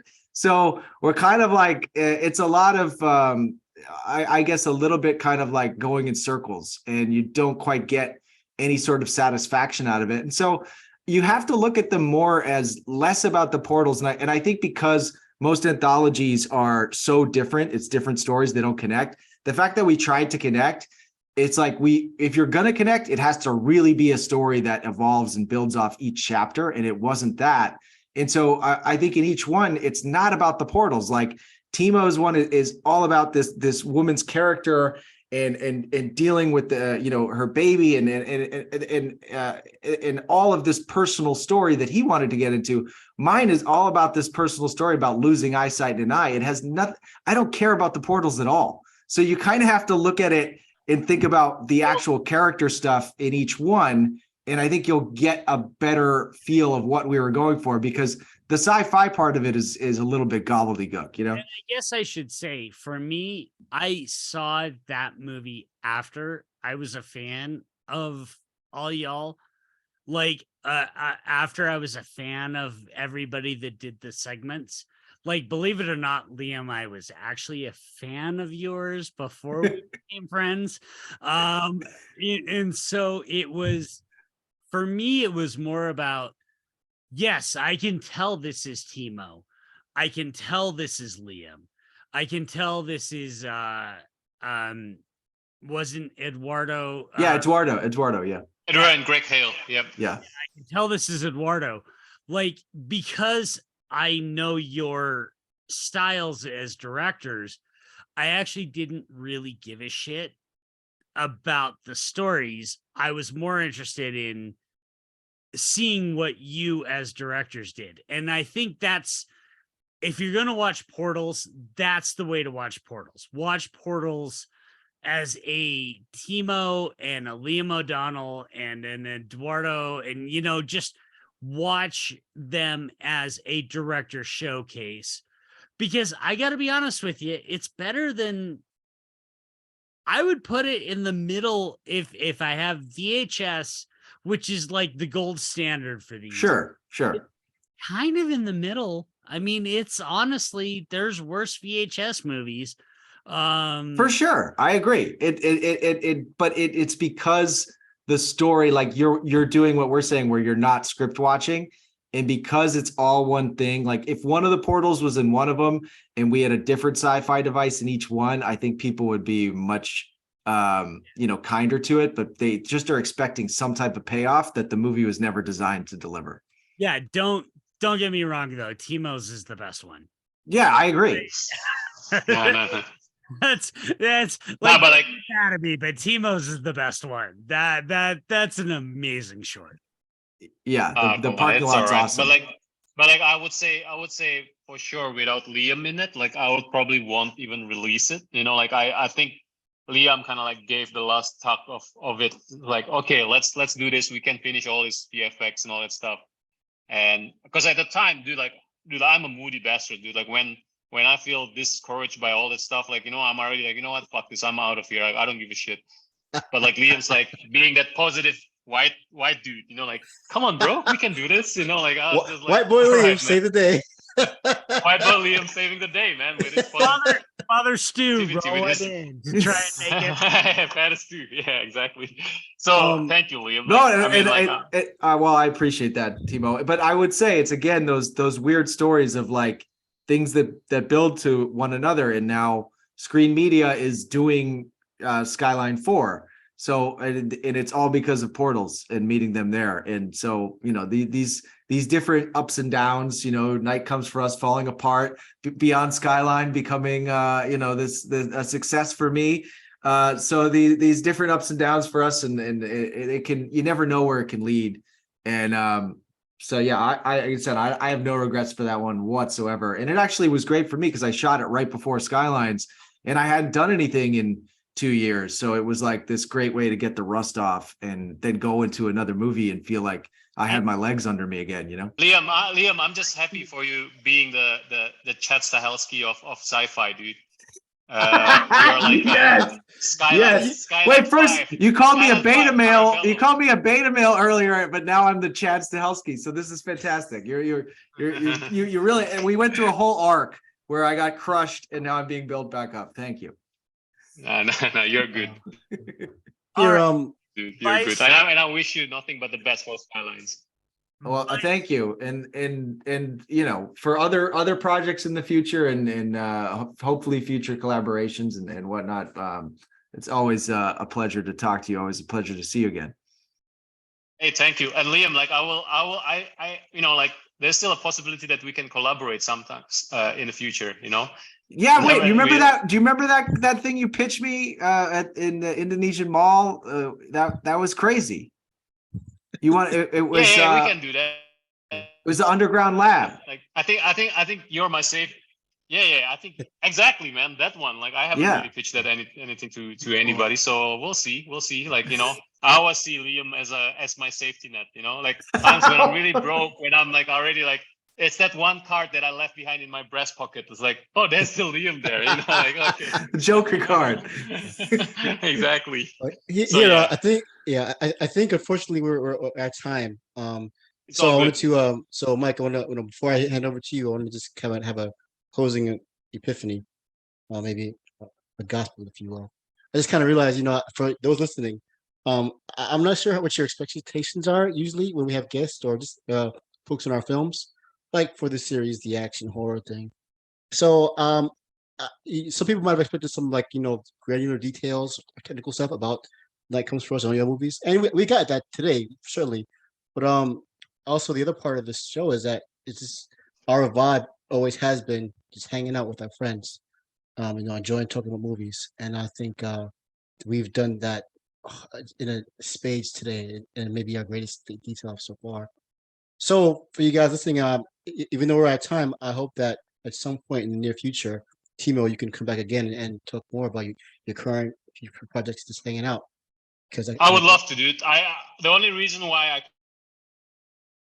kind of delayed is like I always feel like it's kind of I don't want to be that guy who don't bring anything to the table and just like having recollection of the old glory days. Like I feel like that's the sure way to feel like an aging actor. Oh, I remember those days when moving pictures and stuff. Like I No, I but still want to be that dude. we're, And I know you guys love- everyone's endlessly fascinated on your takes, and you're a great follow on Twitter as the different things that you're reacting to and your recommendations. So, Yeah. I mean, we don't have to talk about you.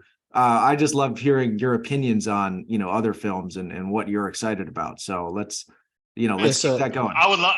I don't mind doing that, and like we can do that again in the future. But like I would say, the one guy that you can bring. I don't know if he has the time for it because he's one of the busiest dude. But like Gareth is definitely another guy like you guys should bring up, because here's the thing. Another ironic thing is like back in those days where I'm so deep into kind of like Tobe Hooper stuff and all that, like grindy American horror. He's the guy who's so into Asian cinema. Like he was the guy who introduced me to Jackie Chan stuff, like like Wheels on Meals and all that stuff, like Egg Diagram Fall Fighter and all that stuff. Like he was that guy who's like, have you seen this film?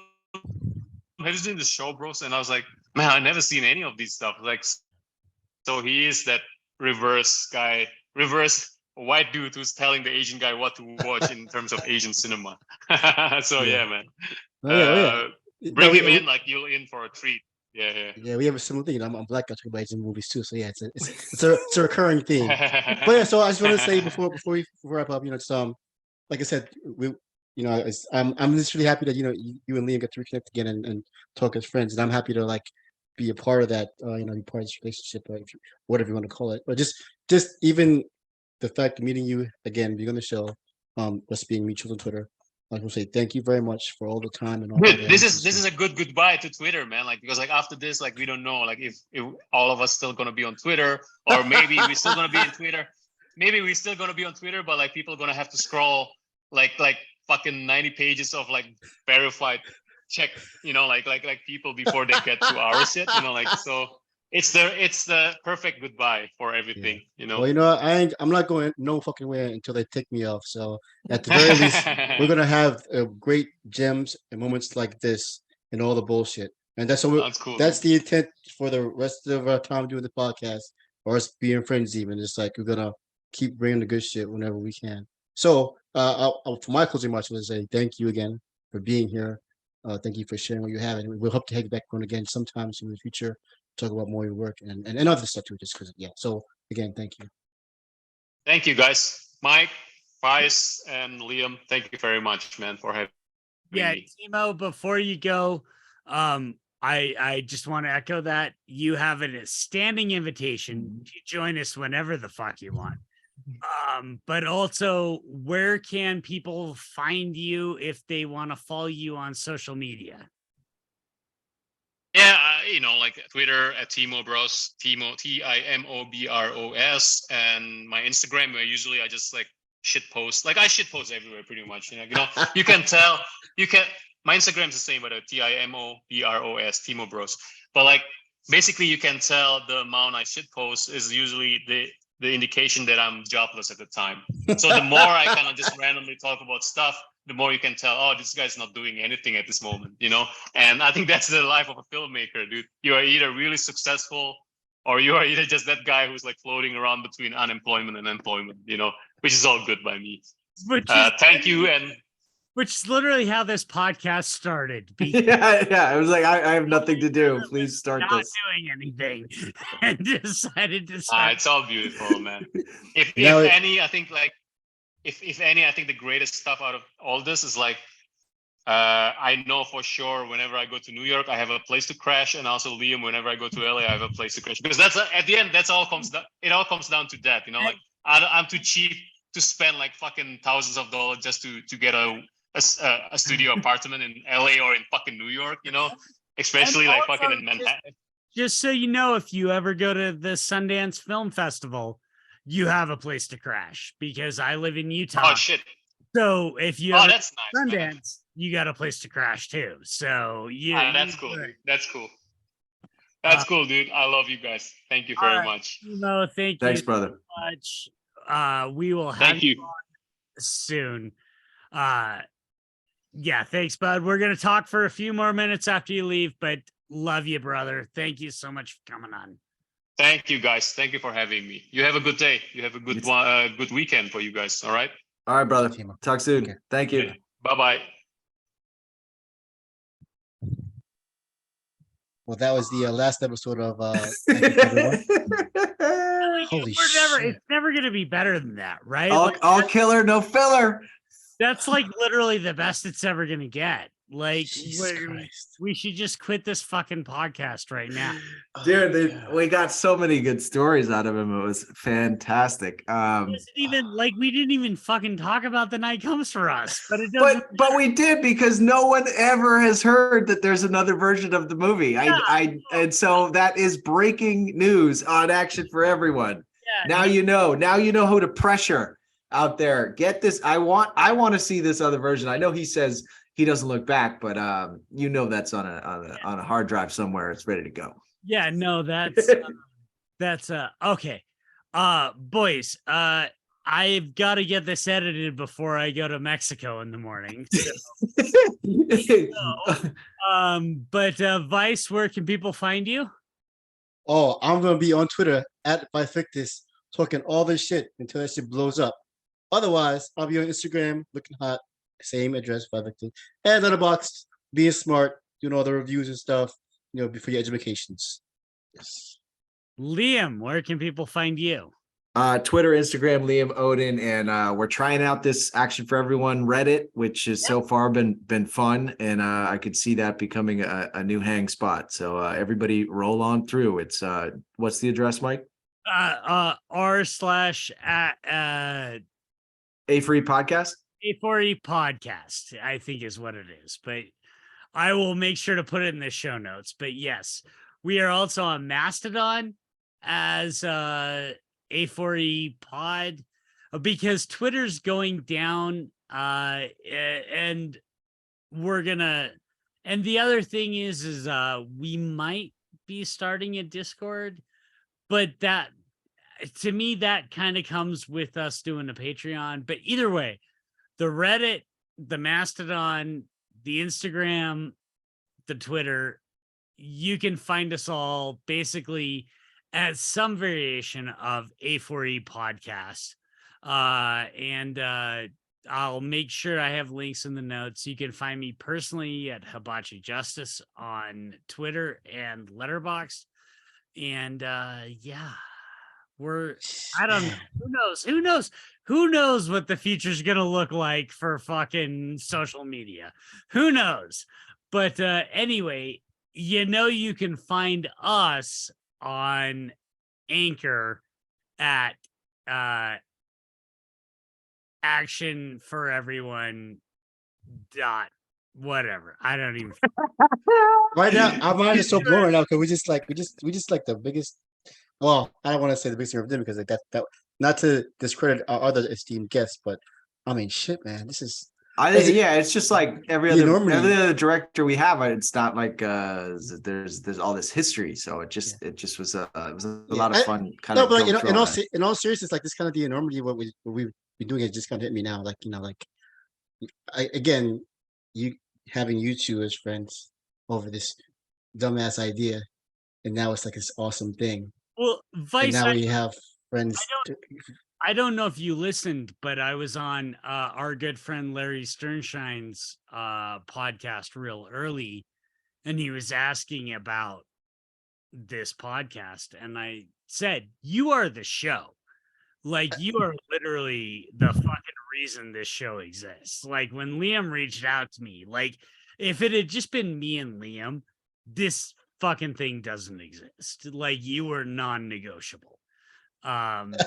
So like, because there's the old joke, what do you call two white guys in a room? A podcast. So, like literally you are, but yeah, we're doing, this is just like absolute bullshit, but I'm not gonna cut any of this out. We're doing stuff. And And I could have. This is like I'm living my. I could talk to Scott Atkins, Timo. I'll talk to because of you guys. Like this shit is real, man. We did this shit, man. It's fucking awesome. we're doing some shit. So anyway, folks listening, we love you. I am going to Mexico, and I will enjoy. I will not think about any of you while I'm drinking mojitos. I am a fiend for mojitos, but Vice, Liam, boys, I love you. I will be back before Sunday, so we're still good for Sunday. So we'll record next week. Great. All right. Have a great trip. Have a great trip, Mike. I Love will. you, Vice. Talk soon, guys. Yeah. All right, love you, boys. Peace. Recording over. So